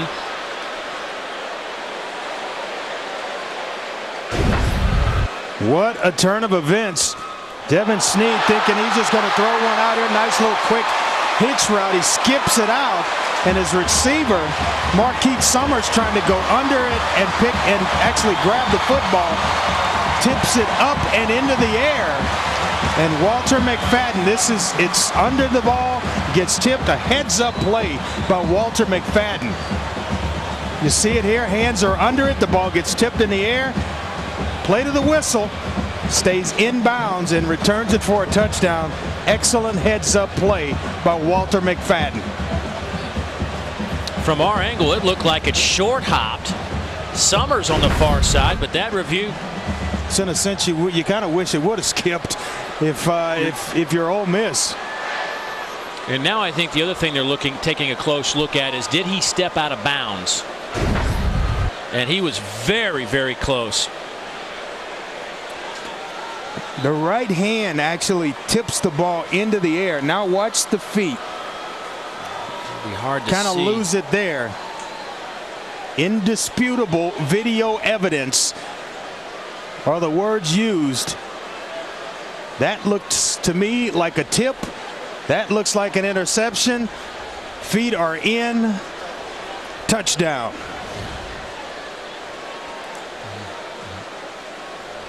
Right there. Spins around. Both feet are in. Okay. Andre, we're 0 for 1 today now. I think we're going to go 500 right here. We're 1 for 2 right now. We're going to be 500. After review, ruling on the field is confirmed. Interception, touchdown. When it rains, it pours. And right now, nothing going right for the Ole Miss Rebels. And not a good place for Jevin Sneed in terms of his team down. At this point in the game, he's a kid that'll put an enormous amount of pressure on himself. And you got to really see how he's going to handle it. Point after up and good from West Byram, and it is now 24-7 in less than 4 minutes. Auburn has scored twice here in the opening half, and you see the look of the Rebels. They can't believe it. Well, we can believe this. We're going to the studios right now to get another update from our man Rob Stone. Rob. The guys, Auburn turning it up. Ditto for number 8 Cincinnati. Zach Caleros to Adrian Robinson. Caleros 22 of 26, 295 yards, and 4 touchdowns. They're up 21. All right, thank you, Rob. Tell you what, Cincinnati looking strong, even without Tony Pike putting it on Syracuse. But Houston Nutt right now trying to figure out how we can get this offense going. It's been all Auburn since about 4 minutes to go in the They took that first opening half. kickoff down, and Ole Miss has kind of been searching for answers offensively ever since. And I asked Ted Roof yesterday, I said, you know, have you and Houston Nutt met before? You know, you try to get some inside information of how a coach played another guy in the past. Said, no, this is their first meeting, you know, as defensive coordinator to head coach play caller. And right now, I got to believe the advantage is Ted Roof here early in the third quarter. This is a short kick. Randy will field it at the 16-yard line. Dropped at the 31-yard line. Well, if you just joined us moments ago, here's kind of the story of late. Well, they go with Cody Burns at quarterback. He's able to find the big tight end Tommy Trott for the touchdown, and the tip by Marquise Summers. It's picked off by Walter McFadden. And in just a click of a finger, 14 unanswered points were scored by the Auburn Tigers to bring this game to 24-7. It's actually 24 straight by Auburn after trailing 7-0. Here's McCluster. Dexter gets it out to the 35-yard line. But it's been a defensive story for Auburn today. Their offense putting up some points too now, but this has been all about this Auburn defense, I think, this afternoon. And you see the last 3 games during that 3-game skid, -5 in the turnover department. Today, they're +1. Keep in mind, they've had their hand. That was the one interception. It was returned for a touchdown. They had their hands on 3 other ones earlier in the game. Clearly should have been interceptions, and they just couldn't corral it. Second down. Here's Bolden, nowhere to go. El Toro Freeman among the blue jerseys in to make the tackle along with Mike Blanc.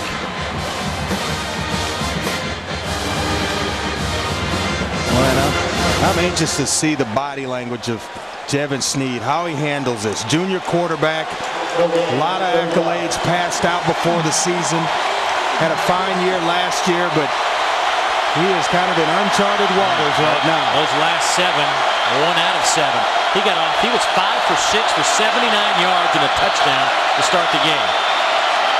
Sneed, a hold in the middle, wide open is Shane Hodge. Hodge to midfield and drop there. That'll be a first down, but I don't think it will matter.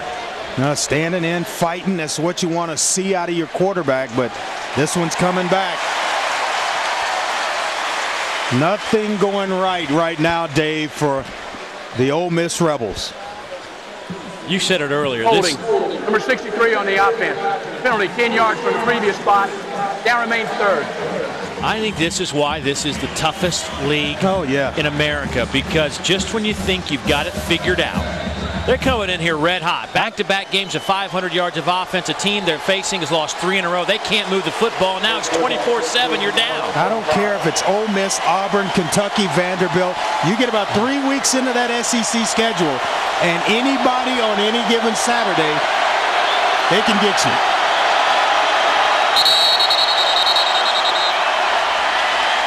Timeout. Ole Miss. Ole Miss First will timeout of the half. take that timeout. Houston not going to try to calm these guys down. You know, he's had some great results when he brought some Arkansas teams in here that kind of shocked the world a couple of times.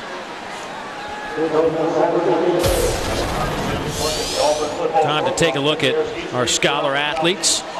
We'd like to recognize Dave Run-Geralds from Ole Miss and Tommy Trott from Auburn as our SEC Network Scholar Athletes of the Game. ESPN Regional Television will contribute $1,000 to Ole Miss and Auburn's general scholarship funds on their behalf. Congratulations to both of those gentlemen. There's Tommy right there, big man. He dropped one early, but he certainly responded with a TD catch moments ago. Yeah, wide open in the back of the end zone. He's just thinking, hurry up and get here. Get both feet down, and nice catch by Tommy Trott. Boy, I like the effort as well by Cody Burns. Got right in his face. Had to we described it earlier as kind of a fadeaway jumper. That's what it was. Nothing but net. From the corner. Yeah, your Mavericks put one on the Lakers last night. Now you're all watched. Now I know why you were all jacked up this morning. I watched every bit of it. Third down. Pressure comes. Snead drop back at the 17. He'll get it out to the 20. And who else but Antonio Coleman?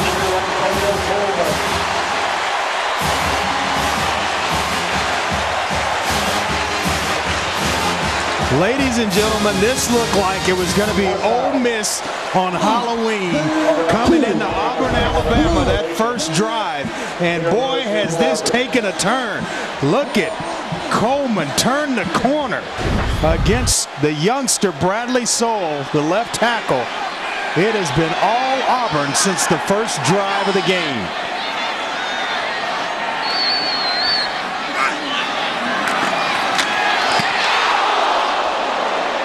Boy, Auburn nearly got a piece of that. Philip Pierre Lewis will make the catch and spot at the 33-yard line. 24-7 Auburn out in front. Gives us a chance to check in once again with Kara. Well, guys, yesterday when we talked to Auburn coach Gene Chizik, we asked him to name us some players who mirror the coaching philosophy of the new coaches, guys that he's inherited that he feels completely support the new staff. Tommy Trott was the first person he mentioned. Antonio Coleman just had the big hit. And Walt McFadden, who had the interception run back for a touchdown. I think it's very interesting, Andre, that those guys have had huge contributions. There's been Tate. Nothing happening for Ben. Working the right side. Kentrell Lockett, first man there. Yeah, you know, they feel the pulse of the coach and how he wants things run. You know, 3 players that he talked about have that same work ethic that Coach Chizik has. And you know what? He knows that they know how he wants things done, which transfers into the entire group of players. So, you know, every coach, I think, has a group of players like that, and they've responded well in his first year. Stallworth out at the 47-yard line. Jeremy McGee pushes him out of bounds. But Stallworth getting in on the action, the true freshman. Well, a little end around right here. And you'll see him this is just all speed. Turn the corner and get as much as you possibly can. Right now, everything working for Gus Malzahn. 268 yards of offense to this point. Here's some more. Ben Tate. Tate turns the corner. Tate down the sidelines. He will score.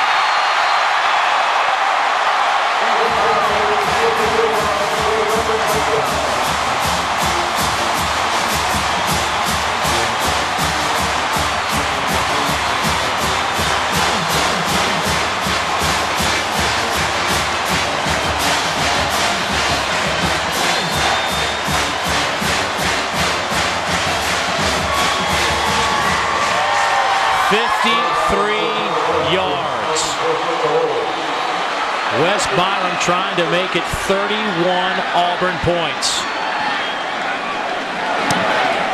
And he does. Man, oh man. How did Auburn lose 3 straight games? They couldn't move the football.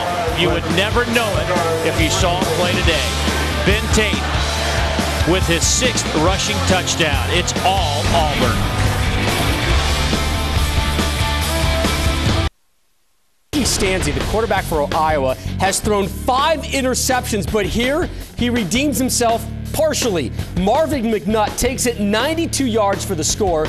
Despite 6 Hawkeye turnovers, they are down now only 3. Thank you very much, Rob. The crowd jumping and moving. They are hopping because their Auburn Tigers lead it 31-7. And here's a number. That's good news for Auburn, bad news for Ole Miss. Tigers have won 53 straight when they score 30-plus points. That's amazing. 53 straight wins when they score 30 or more. Guess what, ladies and gentlemen? They're at 31 right now. By the way, Ben Tate has hit 3,000 yards in his career after that touchdown run. Here's Grandy. He's got room! Jesse Grandy being chased by Nico Thorpe, and he won't be caught. Touchdown, Ole Miss. Welcome back, Rebels.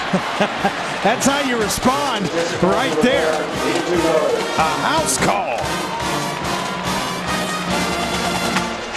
Well, we mentioned it earlier. Houston Nutt loves him as a football player. Just 5'10", 155 pounds, but boy, is Jesse Grandy electric. The true freshman, nearly untouched. Joshua Sheen will come in to attempt the point after.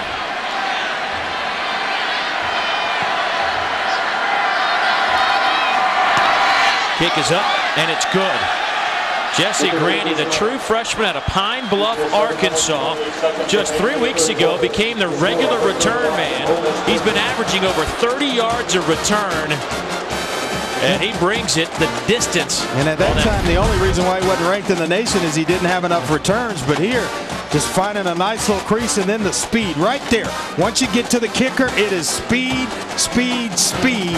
And he outruns everyone on that Auburn kickoff team to the end zone. Houston Nutt, he likes that. That's how you get back in a football game. That'd have been a touchdown and 2-hand touch. I don't think anybody got a hand on it. I don't think they did either. Let's go back and take a look at the Ben Tate touchdown run. It was the action of Stallworth before, the end around, this action right here coming into your screen. You're going to get some great blocks by Eric Smith, Darvin Adams on the outside, Buran Ezem on the and from the interior, the right guard, and then everybody just kind of contributing to that one.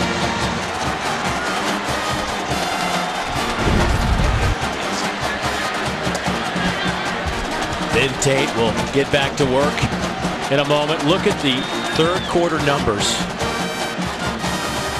I mean, 138-7 in total yards. Yet they're right in the football game. That score right there. You pretty much have your way if you're Auburn, and you don't respond with some type of score if you're Ole Miss. But they are right back in the football game. A lot of time left. They're going to have to find a way to slow down Auburn. They haven't been able to do that here in the third quarter.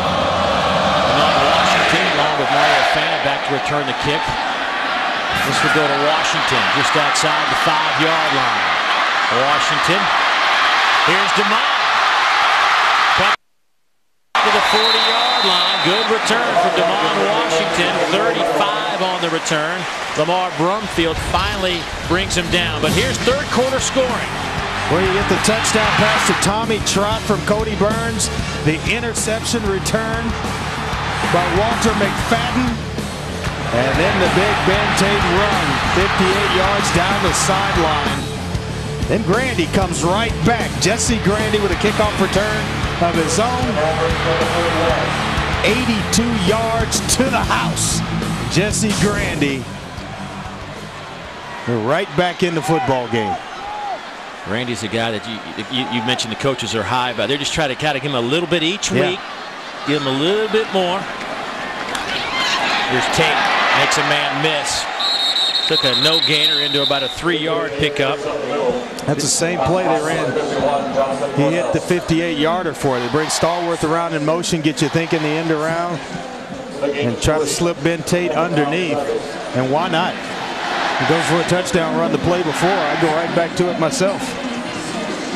11th in the country in rushing, averaging 115 yards a game. That's exactly what he has right now. Needed 112 today to touch 3,000 in his career. He's 5th all-time rushing at Auburn, and they've had some outstanding tailbacks. That's an elite group he is amongst now. Pressure comes, trying to set up a little bit of a screen. Ben Tate couldn't get out of that pile of jerseys. Lawan Scott bringing the heat on the quarterback, but it was Jarrell Poe on the outside along with Marcus Tillman that bottled up Ben Tate. Marcus Tillman's played a lot of football, 4-year starter at that defensive end position, and he knows when a guy's taking a set for a pass to be called, or when you're trying to run a screen. And he figured it out, and knowing that Ben Tate was the guy being screened to. Well, you're asking a lot of the Ole Miss D-line to make some changes in this hurry-up tempo that Auburn brings to the table. You're asking these 300-pounders to sprint 40 yards off the field every time.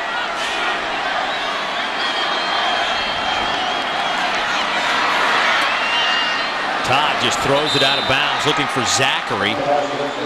Incomplete, and that'll bring up 4th down. So Ole Miss got the defensive stand that they needed.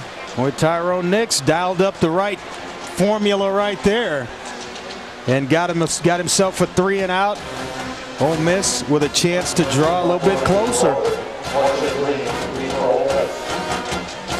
This Ole Miss defense, 3rd in the conference, allowing 13.5 points per game, 9th in the country, but today they've given up 31, albeit one of those off an interception. Marshae Green catches and gets popped at the 20-yard line. Good special teams work. Josh Harris, the deep snapper, the first man down the field to make the spot. Well, celebrating its 5th year sponsoring the Good Hands Field Goal Nets, Allstate makes contributions to participating universities' general scholarship funds for each field goal and extra point kick. To date, Allstate has contributed more than $1.9 million in scholarship monies. All right, Andre, this Ole Miss offense has been stuck in the mud for a long time now. How do they get it going? Well, I think it starts up front with that offensive line. They've got to protect Jevin Sneed, one of his last 7 for 2 yards. Here's McCluster. He's got all day to run. Nobody will catch the speedy McCluster. Touchdown, Ole Miss. There are no flags. 79 yards.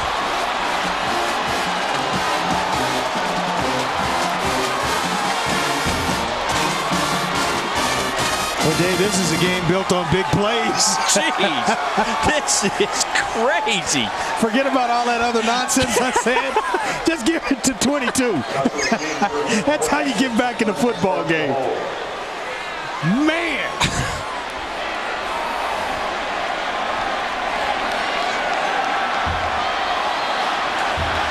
This is absolutely bizarre, and it gets even more bizarre. Could this be returned for 2 points?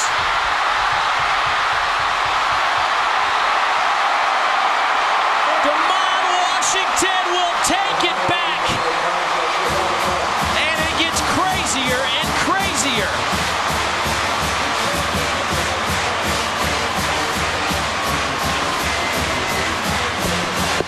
You talk about an emotional roller coaster right now. Houston Nutt is on one, as well as Gene Chizik.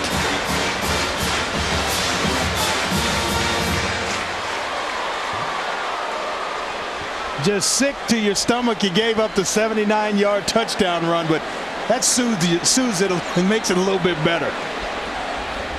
Andre, you and I, you've played in 1,000 football games or more. I've called a ton of them. You've called. I don't don't know that I have ever seen a quarter of football like this. I've never seen anything go back and forth this fast before. I've seen comebacks that happen, and you know, the momentum changes in a game. One team clearly dominates, and then all of a sudden you have a team buried and done with, and then all of a sudden they come back. But just the emotional roller coaster, you're going back and forth. This is unbelievable, and I'm glad we're a part of it. 23-13 is our score in the third quarter with 6 minutes left. 23-13 in this quarter. It is compared to what we saw in the first half, there wasn't any offense to speak of. Plenty of it here in the second half. You know, you're going to look back, that 2 points. That 2 points could be a deciding factor in this game. Yes, sir.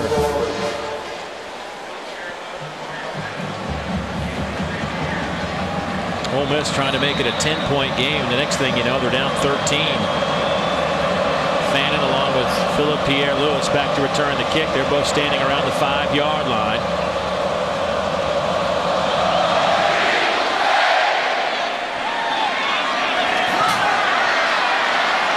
It's Pierre-Louis to the 20.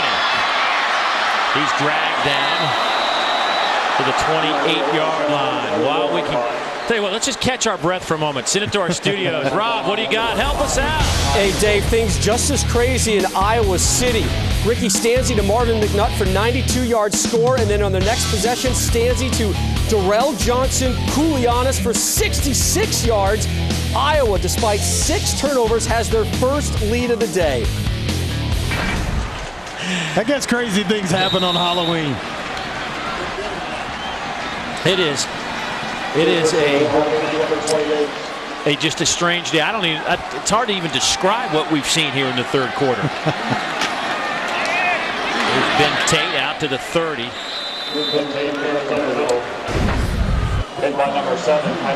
Well, here's a look at Dexter McCluster going 79 yards. Well, he gets a nice block from his fullback out on the edge, Andy Hartman.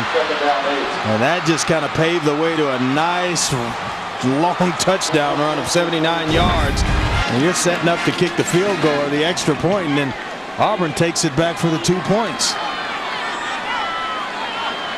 Cluster with 176 yards on the ground. A little razzle-dazzle. Todd just throws it up with a comebacker looking for Zachary. Incomplete.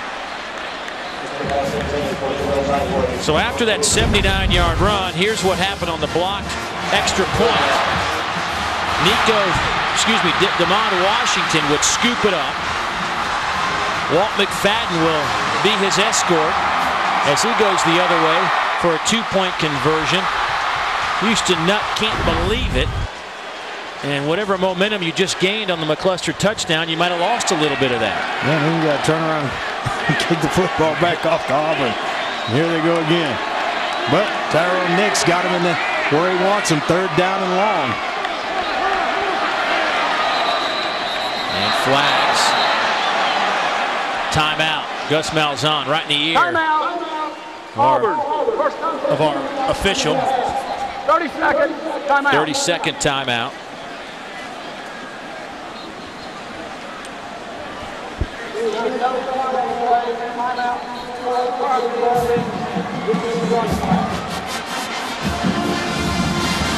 Well, we knew this would be kind of a game that Auburn had to bring it, or they might lose the season. They came into this game losing 3 in a row. Ole Miss was playing well, but Ole Miss found another gear today, Andre. Well, they really did. I like the resiliency of Ole Miss. You know, you're down, you're just about out of it, and you find a way to come back and get yourself into this football game.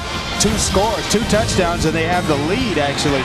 But you look at the touchdown pass from Cody Burns to Trot, and then the interception with McFadden taking it back to the house. And Ole Miss continuing to fight with Ben Tate, 58-yard touchdown run. Could have been over. Kids could have quit, but they didn't. They come right back. They get a Jesse Grandy kickoff return of 82 yards for a touchdown. They get a Dexter McCluster 79-yard run for a touchdown. I mean, continuing to fight. There's no give up in Ole Miss. That's just the third quarter. Yeah. Auburn looking at third down and 8. Top drop back at the 23-yard line. Greg Hardy. Guess who? With the sack. His 4th sack of the season. Now has 25.5 career sacks. Yeah, we talked to Tyrone Nix about Greg Hardy. Said he's just kind of getting back to 100% since last year's Florida game. Yeah, the car accident before the season, and just right there, just a nice speed outside move. But he is one good football player. Clinton Durst will punt it away. Another driving kick that'll send Marche Green back to the 25-yard line. Marche cuts it inside. Marche Green needs a couple of blocks. Still on his feet to midfield, down to the 45-yard line. What a return from Marche Green. Finally brought down by Josh Harris, the deep snapper. But a solid return for Marche Green. We look at the West Division standings. The winner of this one becomes bowl eligible. Now you got to assume that both these teams will be in the mix postseason bowl games, but you can't count on anything for sure. Auburn losing 3 in a row. Ole Miss at 2-2. You never know in the SEC. McCluster, that tailback, but Snead will throw. Quick hitter to the outside. Pass caught. Shea Hodge lays down at the 35 to make the grab. And I thought it was a smart call there. First down. Houston Nutt going to give his quarterback a chance to use his athletic ability. And Jevin Snead is an athletic quarterback. He can move around and make plays. And there you get him on a roll. Give him kind of that run-pass option. And he's able to find a receiver to the right side of the formation. So you get him going in that subtle way. Here's McCluster. Breaks a tackle, still on his feet. And he gets hit a head-to-head collision. Darren Bates came up, and McCluster is squirming on the ground. That was almost the crown of the helmet to the crown of the helmet. Oh boy, Dexter McCluster, they run that drill with running backs with one hand on the ground and changing the football from one hand to the other. He took a shot right there, and just no fault of Darren Bates, just really playing football. It was definitely not intentional. But you see him right here come out of the tackle of Nico Thorpe and just kind of trying to get some extra yards, but gets caught right on the neck and shoulder pads, but he's up. The little man, that just, you know, we've already had one awful situation earlier in the game. Zach Etheridge was hit helmet to helmet with his teammate earlier in this game. Zach was escorted off on a stretcher, took him to a hospital. We were informed that he does have movement in his extremities. That is the latest that we have gotten from Zach Etheridge, but it's great to see after that Etheridge injury, Dexter McCluster off to the sidelines. Great play action. Snead has it and will throw to the corner. Shea Hodge working on Walt McFadden. It'll go out of bounds. Just trying to get that one-on-one matchup with Walter McFadden. And a nice play fake by Jevin Snead. That's the ball right behind his back. Just right there, you see it behind his back. Defender's looking for the football, and now it just gives him that one-on-one on the outside. But you got to throw one that's catchable. Out of the eye. Brandon Bolden. Loose football. Auburn has it.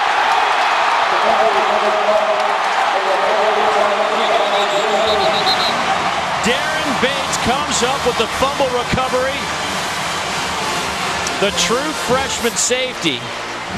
I think what you got to do here, Dave, is maybe take a look to see if Bolden was down. He was trying to reach that football to the first down marker, very aware of where he was on the field and what he needed to get to pick up the first down. You see him trying to reach it out there, and I'm wondering if the left knee touches down. Nope, it's a fumble. was close, trying to stretch and extend for the first down marker, and the ball just gets popped out, but they're going to take a look at this one anyway.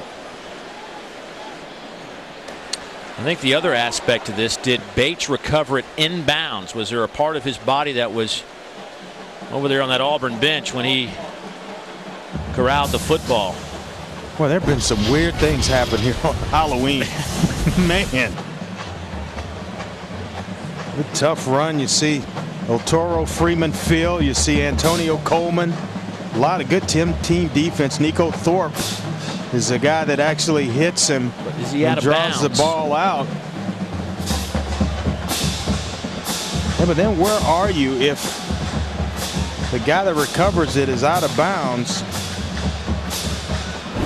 After further review, Here we go. ruling on the play is confirmed.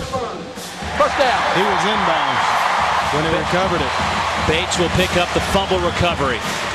Auburn has the football and slows down Ole Miss as they were driving. Now, when we talked to Gene Chizik yesterday about Darren Bates, and asked him, does he play like a freshman? He said, sometimes, yeah. He plays exactly like a freshman. Not the last two plays he hasn't. All right, these are just our third quarter numbers. 136 total yards for Auburn, 96 total yards for Ole Miss. We had the 97-yard kick return. There's Cody Burns, nowhere to go. He stopped at the line of scrimmage. Actually might have lost a yard. Alan Walker in on the tackle for Ole Miss. 3:05 to go here in the third quarter, and the score at the bottom says it all. How about 40 points? I think those two turnovers right there say 36. Paint a pretty big picture. Remember where I went to school, though. Oh, yeah. My math's not very good. Yeah, I want it to be 40. But those two turnovers for Ole Miss, that is a big part of that third quarter. Back in the air, caught. Donovan Adams.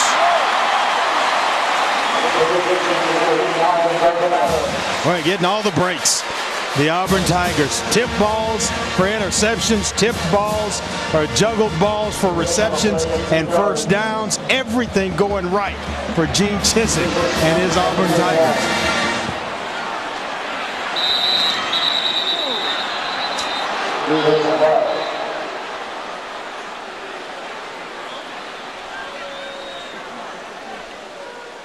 Dead ball. Delay of game. Ball was snapped prior to the ready for play signal. 5-yard penalty. First down. We don't see that very often.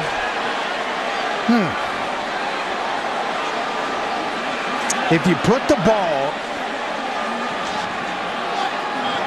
if the official over the ball puts the ball down and you see he's supposed to step in there, if you see an offense that is trying to quicken the pace, it's his responsibility to step in there and stop them from snapping the football. I don't know how that's a penalty against Auburn. Here's the toss to Bentet. He runs into a wall on the far side. Patrick Trahan, the senior out of New Orleans, Louisiana, who once again started his football career, collegiate career, right here at Auburn.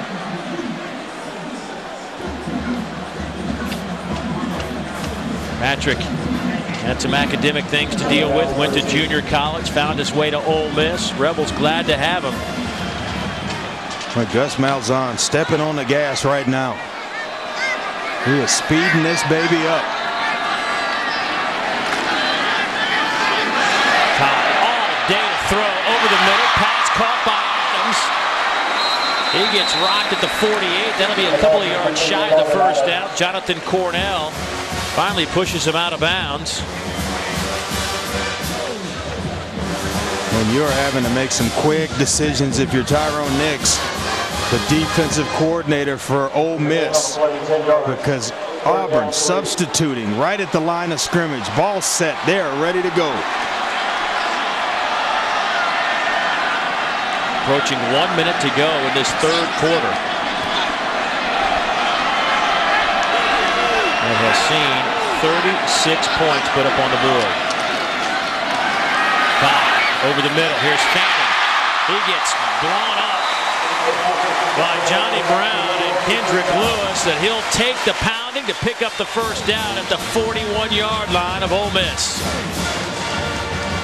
Well, he gets hit by Lamarck Armour, the defensive tackle, but stands right in there knowing that you're going to take a shot to deliver that football for a first down. That's what you want to see from your senior quarterback.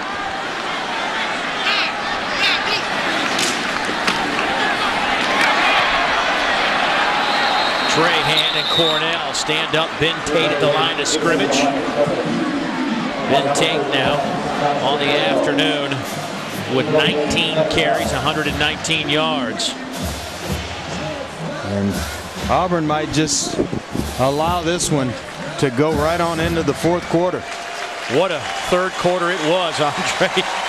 One for the ages on Halloween Day. Ole Miss involved in one of the most remarkable games played in SEC history 50 years ago to the day on Halloween against LSU.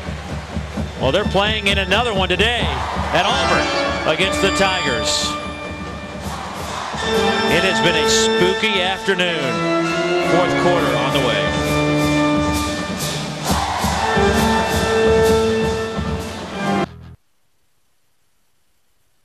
The power, the passion of Daughtry. December 2nd, the Pensacola Civic Center.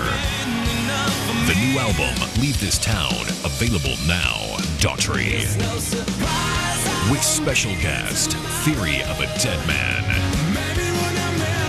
And Capo. Your tickets are on sale now at the box office, all Ticketmaster outlets, and at Ticketmaster.com. Produced by AEG Live. Today, see it for yourself. The brand new 2010 Camaro at Bay Chevrolet. From its sleek V-shaped grille to its powerful muscular profile, the Camaro is the stuff legends are made of. Fall in love with the Camaro all over again at Bay Chevrolet. With more new Camaros to choose from than practically any dealer on the coast, Bay has the Camaro you'll fall in love with. Bay Chevrolet Mobile. Flavor here at Jordan-Hare Stadium. Of course, they did all their trick-or-treating at Auburn on Thursday night. Didn't want to interfere with high school or college football, so they do it a few days early. Got their priorities in order. Little fireman. 15 more minutes to play. Cody Burns in at quarterback. Flag down. He lofts it up, looking for Zachary. And another flag. Pass interference coming up against Ole Miss. But we'll see.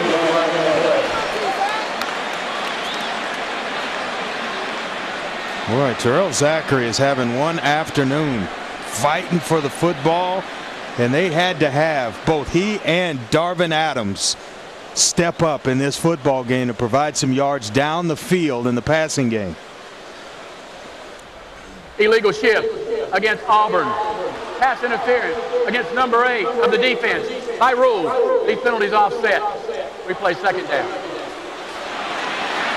Thank you, Penn. I think that works definitely in the favor of Ole Miss to replay that down. And looking at a 2nd and 10 coming up. I just talking to Tyrone Nix the other day, defensive coordinator at Ole Miss. You know, a couple of things he said that have been solid. Our corners have been solid in man coverage, giving us some things we can do defensively, and we've been solid in not allowing the big play.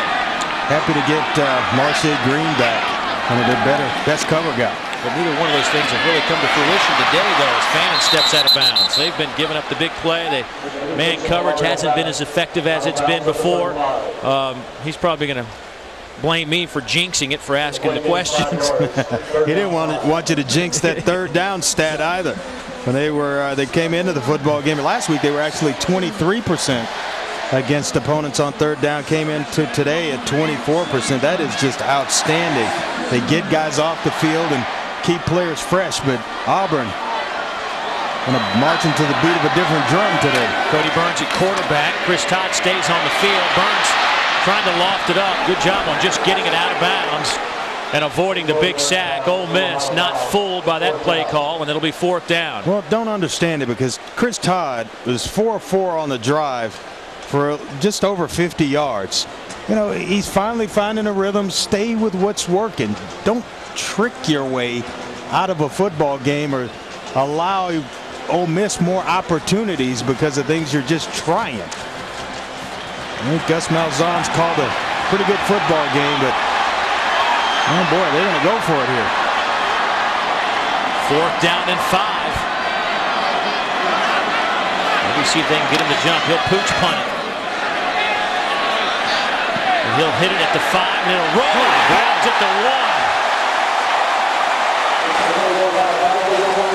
Well, when it rains, it pours. A lot of things going right for the Auburn Tigers. Gene Chizik with a great call to get his quarterback to pooch punt it, and he did so perfectly. When you're just trying to die this baby inside the 10-yard line, and it goes out at exactly about the 1. Just inside the 1-yard line. Ole Miss has 99 yards to go. They want to cut into this 13-point deficit with 14:25 to play. Bolden lines up 7 yards deep in the end zone. Snead will throw, going up top. Looking for Shea Hodge, defended by Walter McFadden. Now, we talked about and discussed this last week early in the game. He's got McFadden high on top and the receiver trailing the defensive back. Throw it to the back shoulder of the receiver, and it's a completion. It's one-on-one coverage. It's an easy toss. Either you're going to get the completion or pass interference. On 2nd down, they will throw again. This time Hodge hits it to the 20. Shea Hodge down to the 42-yard line. Ole Miss not gun shy, throwing out of their end zone. They hit their big play man, Shea Hodge, for 41-yard pickup. Well, you see the cover 2 outside release. The hole is between the safety and the corner, and it's got to be a drill shot right there as he clears the corner. Give it to him. Well timed by Jevin Snead. That was a good throw.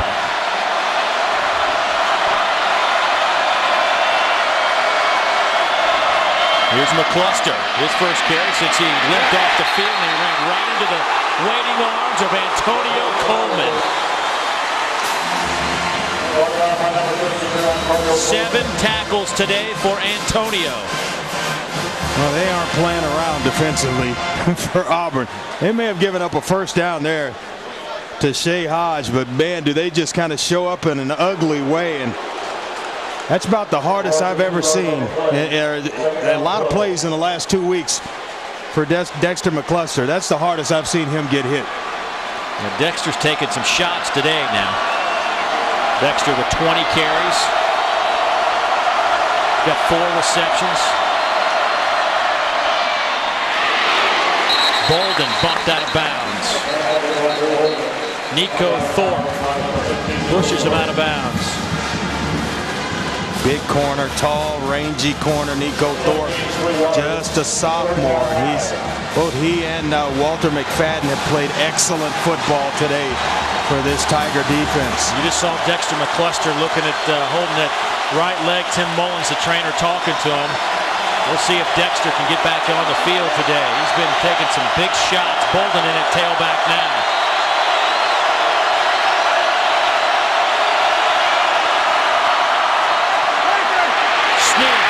Avoids one man, avoids his second. Snead out to the 48-yard line. Give him a gain of about 2 on the play. Craig Stevens finally brings him down, but it will be 4th down and about 5 or maybe 6. And here comes the punt team. Well, he got some instant pressure, and it was right in his face, the kind you don't want as a quarterback. The ones you don't see, you can kind of deal with it. You feel it. You're able to step up in the pocket. But when you get that pressure right away in your face, it's an immediate adjustment because you cannot, any way, shape, or form, step into a throw. Wobbly kick. Lewis fields it at the 15. This time, great coverage from the Rebels.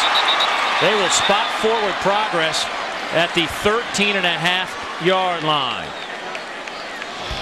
11:53 to go in the game. Chris Todd and the offense back on the field when we return.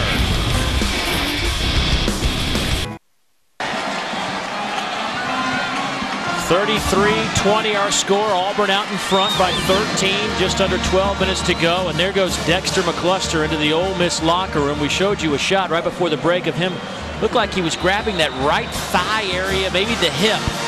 Yeah, I don't think he's been right since the Ben Tate hit, or excuse me, Darren Bates hit around a little bit early in this fourth quarter. Here's Fannin, big time sweep. Gets some blocks and turns it up the field, down to the 25-yard line. That'll be a first down. But Chris Todd, who had been asleep at the wheel a little bit in terms of statistics, back in action today. And gave him a wake-up call today, using his legs to make plays, short intermediate routes. Then they needed him to get the ball down the field, push the ball down the field. Big plays in the passing game. The touchdown pass to Darvin Adams. Yeah, it's fun. Last two games, 18 of 38 for 127 yards for Chris Todd. But today, boy, it is a different story to say the least. 12 of 21, 212.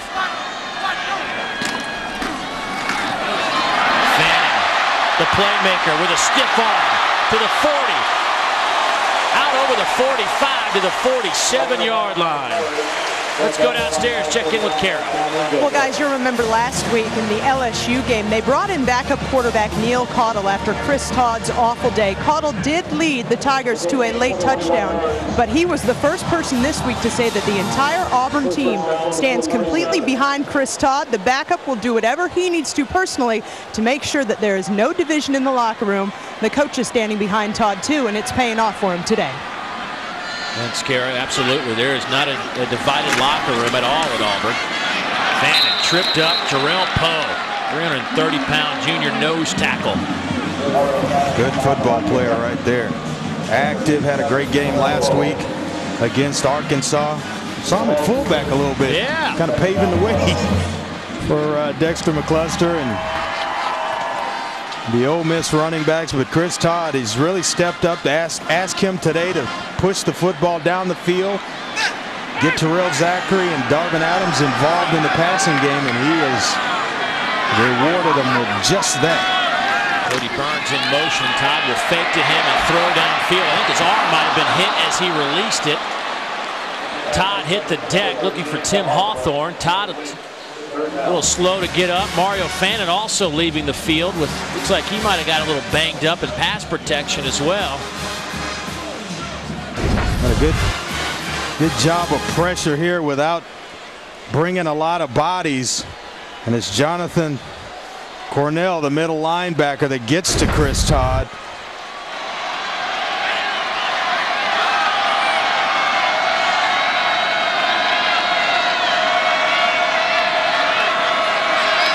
Third down and a dozen. Todd nowhere to go. A huge loss and the football is free. Ole Miss will have it. Johnny Brown comes up with the football. Kendrick Lewis, I believe, was the man who knocked it out of Todd's hands. I don't know what Chris Todd was thinking at that point. Taking a huge loss and then lost the football. And Ole Miss is in business. So much a young quarterback can learn from just pre-snap read. Third down and long, you've got to get a sense that blitz is coming. See everybody snuggling up to the line of scrimmage. Right there, you see bodies coming, bodies coming, bodies coming. Even one from the outside here. You got to know when it's coming and sense it. Now, my clock tells me I've got to get rid of the football. Things have sped up. I got to get the football out and certainly got to hold on to the ball. Here's Grandy trying to get the corner, and he doesn't get anything but a couple of shots. About a yard loss for Jesse Grandy. Craig Stevens leading the way. 9:52. Clock moves to play in the game that has been a wild one. Dave Neal, Andre Ware, Kara Capuano. Glad you could be with us on our SEC Network Game of the Week. We picked a good one. Number 25, Ole Miss, in terms of the BCS standings. Came in here red hot, couple of wins, looking impressive. Auburn was reeling, losing 3 straight. You wouldn't know it if you've been watching this today. Swinging out to Bolden. He's got 2 defenders to beat. He can't do it. Cannot do it. He loses 5. Well, David's like Ted Roof's got the playbook. Look at our West standings and what this game means for one of these teams to walk out of here becoming bowl eligible. Both teams sitting at 5 overall wins. Ole Miss trying to play catch up in the West, although it's going to be a tough task with Alabama already sitting there at 5-0, getting rested for the stretch run. 4 receivers set on 3rd down. Here's Snead. He sees a gap. Will take it. A flag comes in the backfield. Snead should have the first down, but I think that'll be a hold against Antonio Coleman. He was dragged down in that backfield.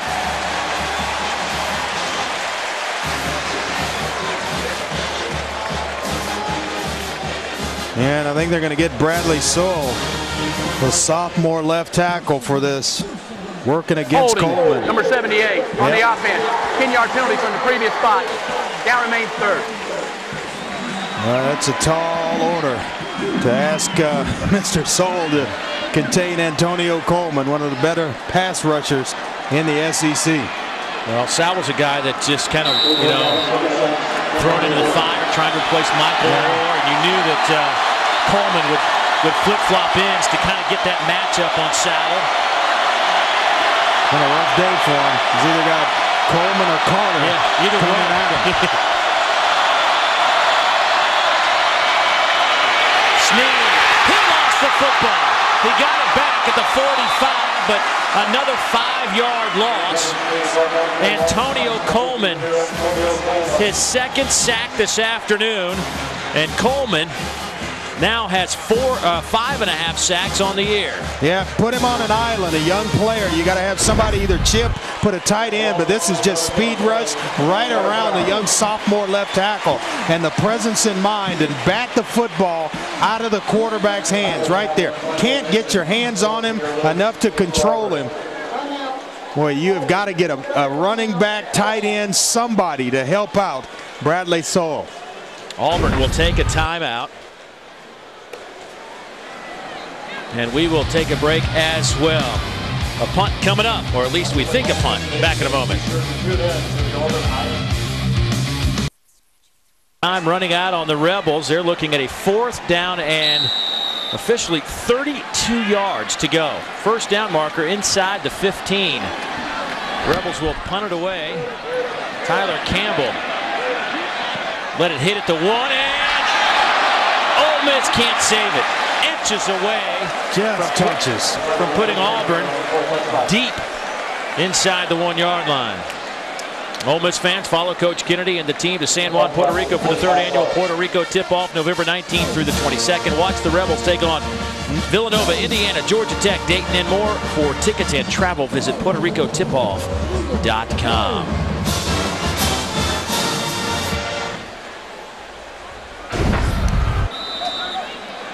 Alan Walker trying to save that, and the nose of the football just touches the line.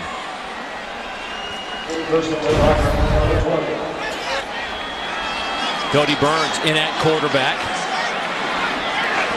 Here's Fannin in motion, but Burns will keep it. Cody Burns, a young man. In case you didn't catch this story, last week against LSU, late in the game, 4th quarter, he gets hit so hard that his bottom 2 teeth get knocked out. They actually penetrated through his lower lip. He goes out, gets his teeth, actually physically takes him to the bench. A few plays later, he's back on the field. Gene Chizik in the locker room after the game, talking to his club after that tough loss to LSU, said we need more guys with the determination, the dedication that Cody Burns showed in that game. He said there's a lot of guys in this locker room that will do that, but we need everybody to have that kind of attitude. Tough competitor.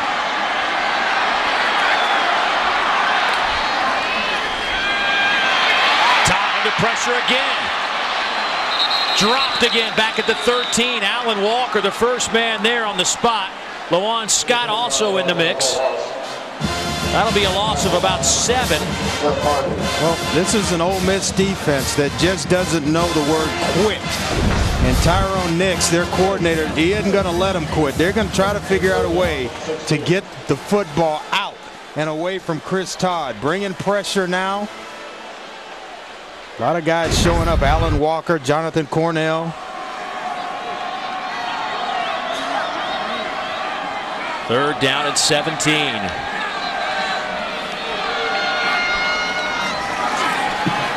Little handoff to Tate. That was read well by Lamarck Armour. The senior out of Nashville, Tennessee, not fooled on the delayed handoff, and now Auburn will have to punt it away, but the clock continues to move now. 5:47 in the game. Well, Gus Malzahn goes further old school. A little wraparound draw. Going by the running back and then kind of wrap it back in front of him. Full of surprises.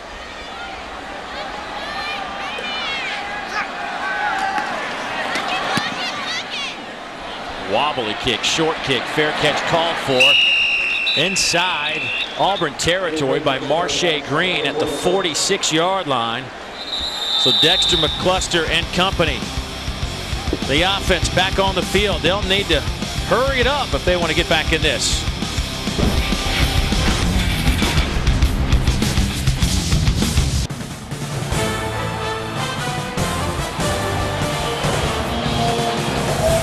The Auburn Tigers leading Ole Miss 33-20, 5:21 to go in the game. Time to take a look at our upcoming schedule for the Auburn Tigers, brought to you by Toyota. Moving forward, only 3 after this one: Furman, at Georgia, and then Alabama. Of course, the winner of this one becomes bowl eligible. Ole Miss needs to hurry up offensively. Shea Hodge makes the catch at the 40-yard line. A gain of 6 on the play. Coverage by Josh Bynes, that middle linebacker. Well, still plenty of time left. Just over 5 minutes. Ole Miss still with the 2 timeouts. They've got to score and score in a hurry. Have a defensive stand, maybe a 3 and out. And you see Houston Nutt trying to hurry his offense up.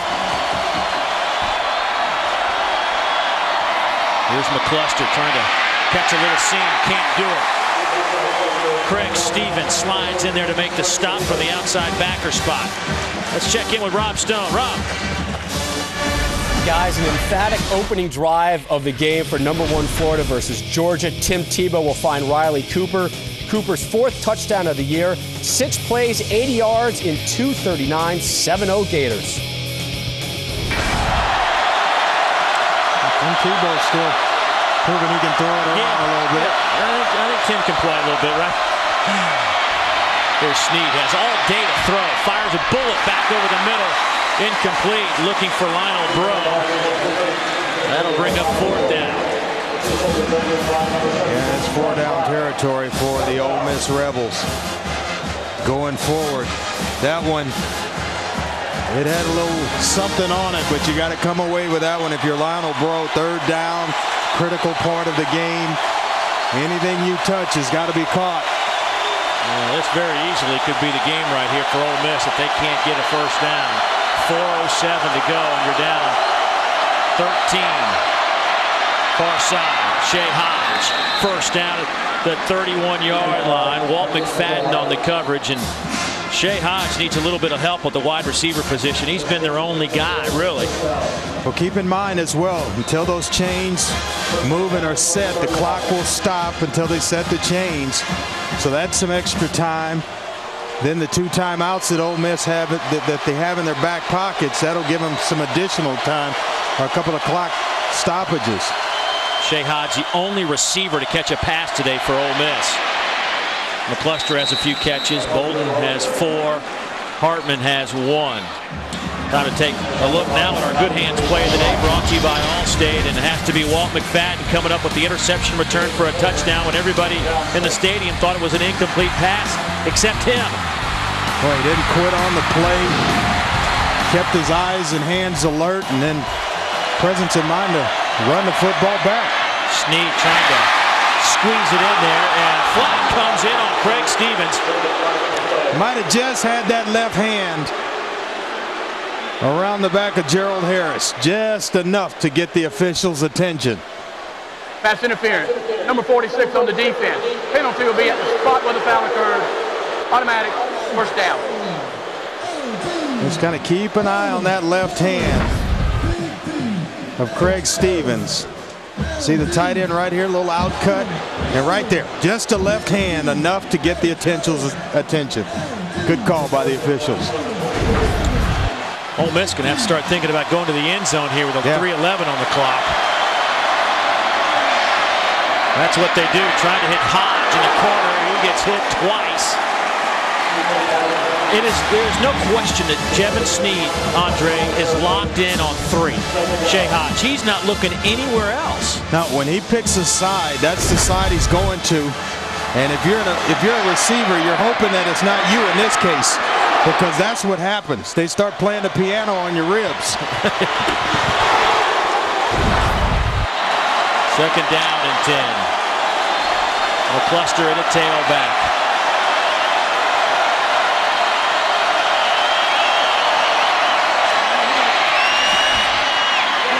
Picked off. Walt McFadden. There's your ball game. Smart play. Smart play to just go down. You don't want anything bad to happen. His second interception of the afternoon for the senior out of Pompano Beach, Florida. He has 4 on the season, and with 2:54 to go, Auburn leads by 13, and they have the football. Once again, locked in, Jevin Sneed trying to go down the left side of the formation to Marquise Summers, the receiver. You see the eyes, he's locked. I'm going there. McFadden makes him pay, and Auburn leads it.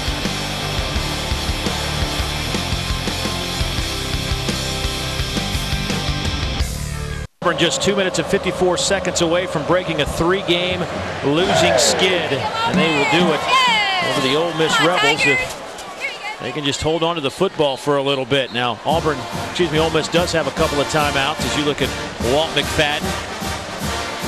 Well, he's had a heck of a ball game. And because of that, he's our Wrangler 5-star player of the game. A couple of interceptions, one of those returned for a touchdown along with 5 tackles.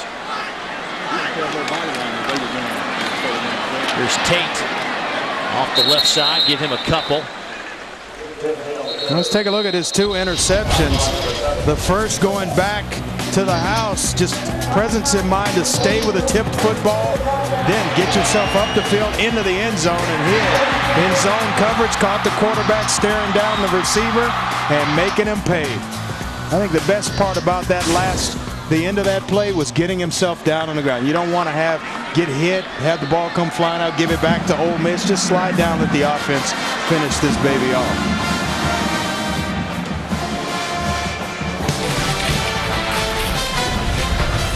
Today's SEC Network game has been brought to you by Allstate. You're in good hands. Champion, it's how you play. The Puerto Rico Tip-Off. For tickets and travel, visit PuertoRicoTipOff.com. Nissan, shift the way you move. And by the 3rd annual SEC Big East Invitational, December 9th and 10th in both New York and Tampa. Dave Neal, Andre Ware, Kara Capuano, glad you could be with us as we put the finishing touches on this one from Jordan-Hare Stadium. Second down coming up for Auburn. Ole Miss with 1 timeout left. There's Ben Tate, cuts it back inside, gets a couple of yards on the play. Ben, 22 carries, 125 yards today, does have a touchdown. He's been the workhorse. And it went over a season average of 115 a game for the season, so he's had himself a nice afternoon as well. That just about does it in timeouts for Ole Miss. They can't stop the clock anymore today. Time to take a look at the Ole Miss upcoming schedule, brought to you by Toyota.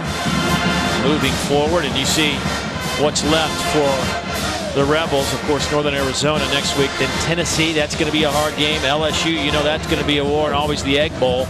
Mississippi State with a chip on their shoulder after what happened a year ago when they were completely dismantled in Oxford.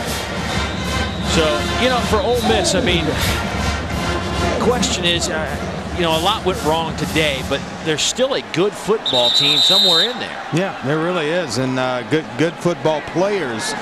It's just that it seemed like every break today went to the Auburn Tigers. Dug a hole for themselves, Ole Miss, and just really couldn't get themselves out of it.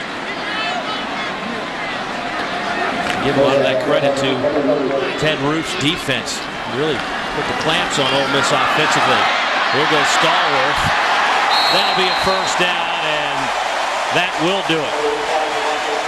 He got it out over the 45, and that's all he had to do. Yeah, it was as if he knew exactly where that first down marker was, and he hit a gear to get to it and was not going to be denied and picking up the first down. Now it's just get it into my favorite formation, or actually a little bit more time left on the clock, but they'll just really try to run the clock out here. A couple of kneel downs, and this one will be over. This is an Auburn football team that only has 12 seniors. Very young in a lot of areas, not a lot of depth. Ted Roof telling us it really limits his aggressiveness and his normal style that he likes to play, just because there's just not enough bodies to do what he wants to do. Well, the bodies he has, they stepped up and played big today.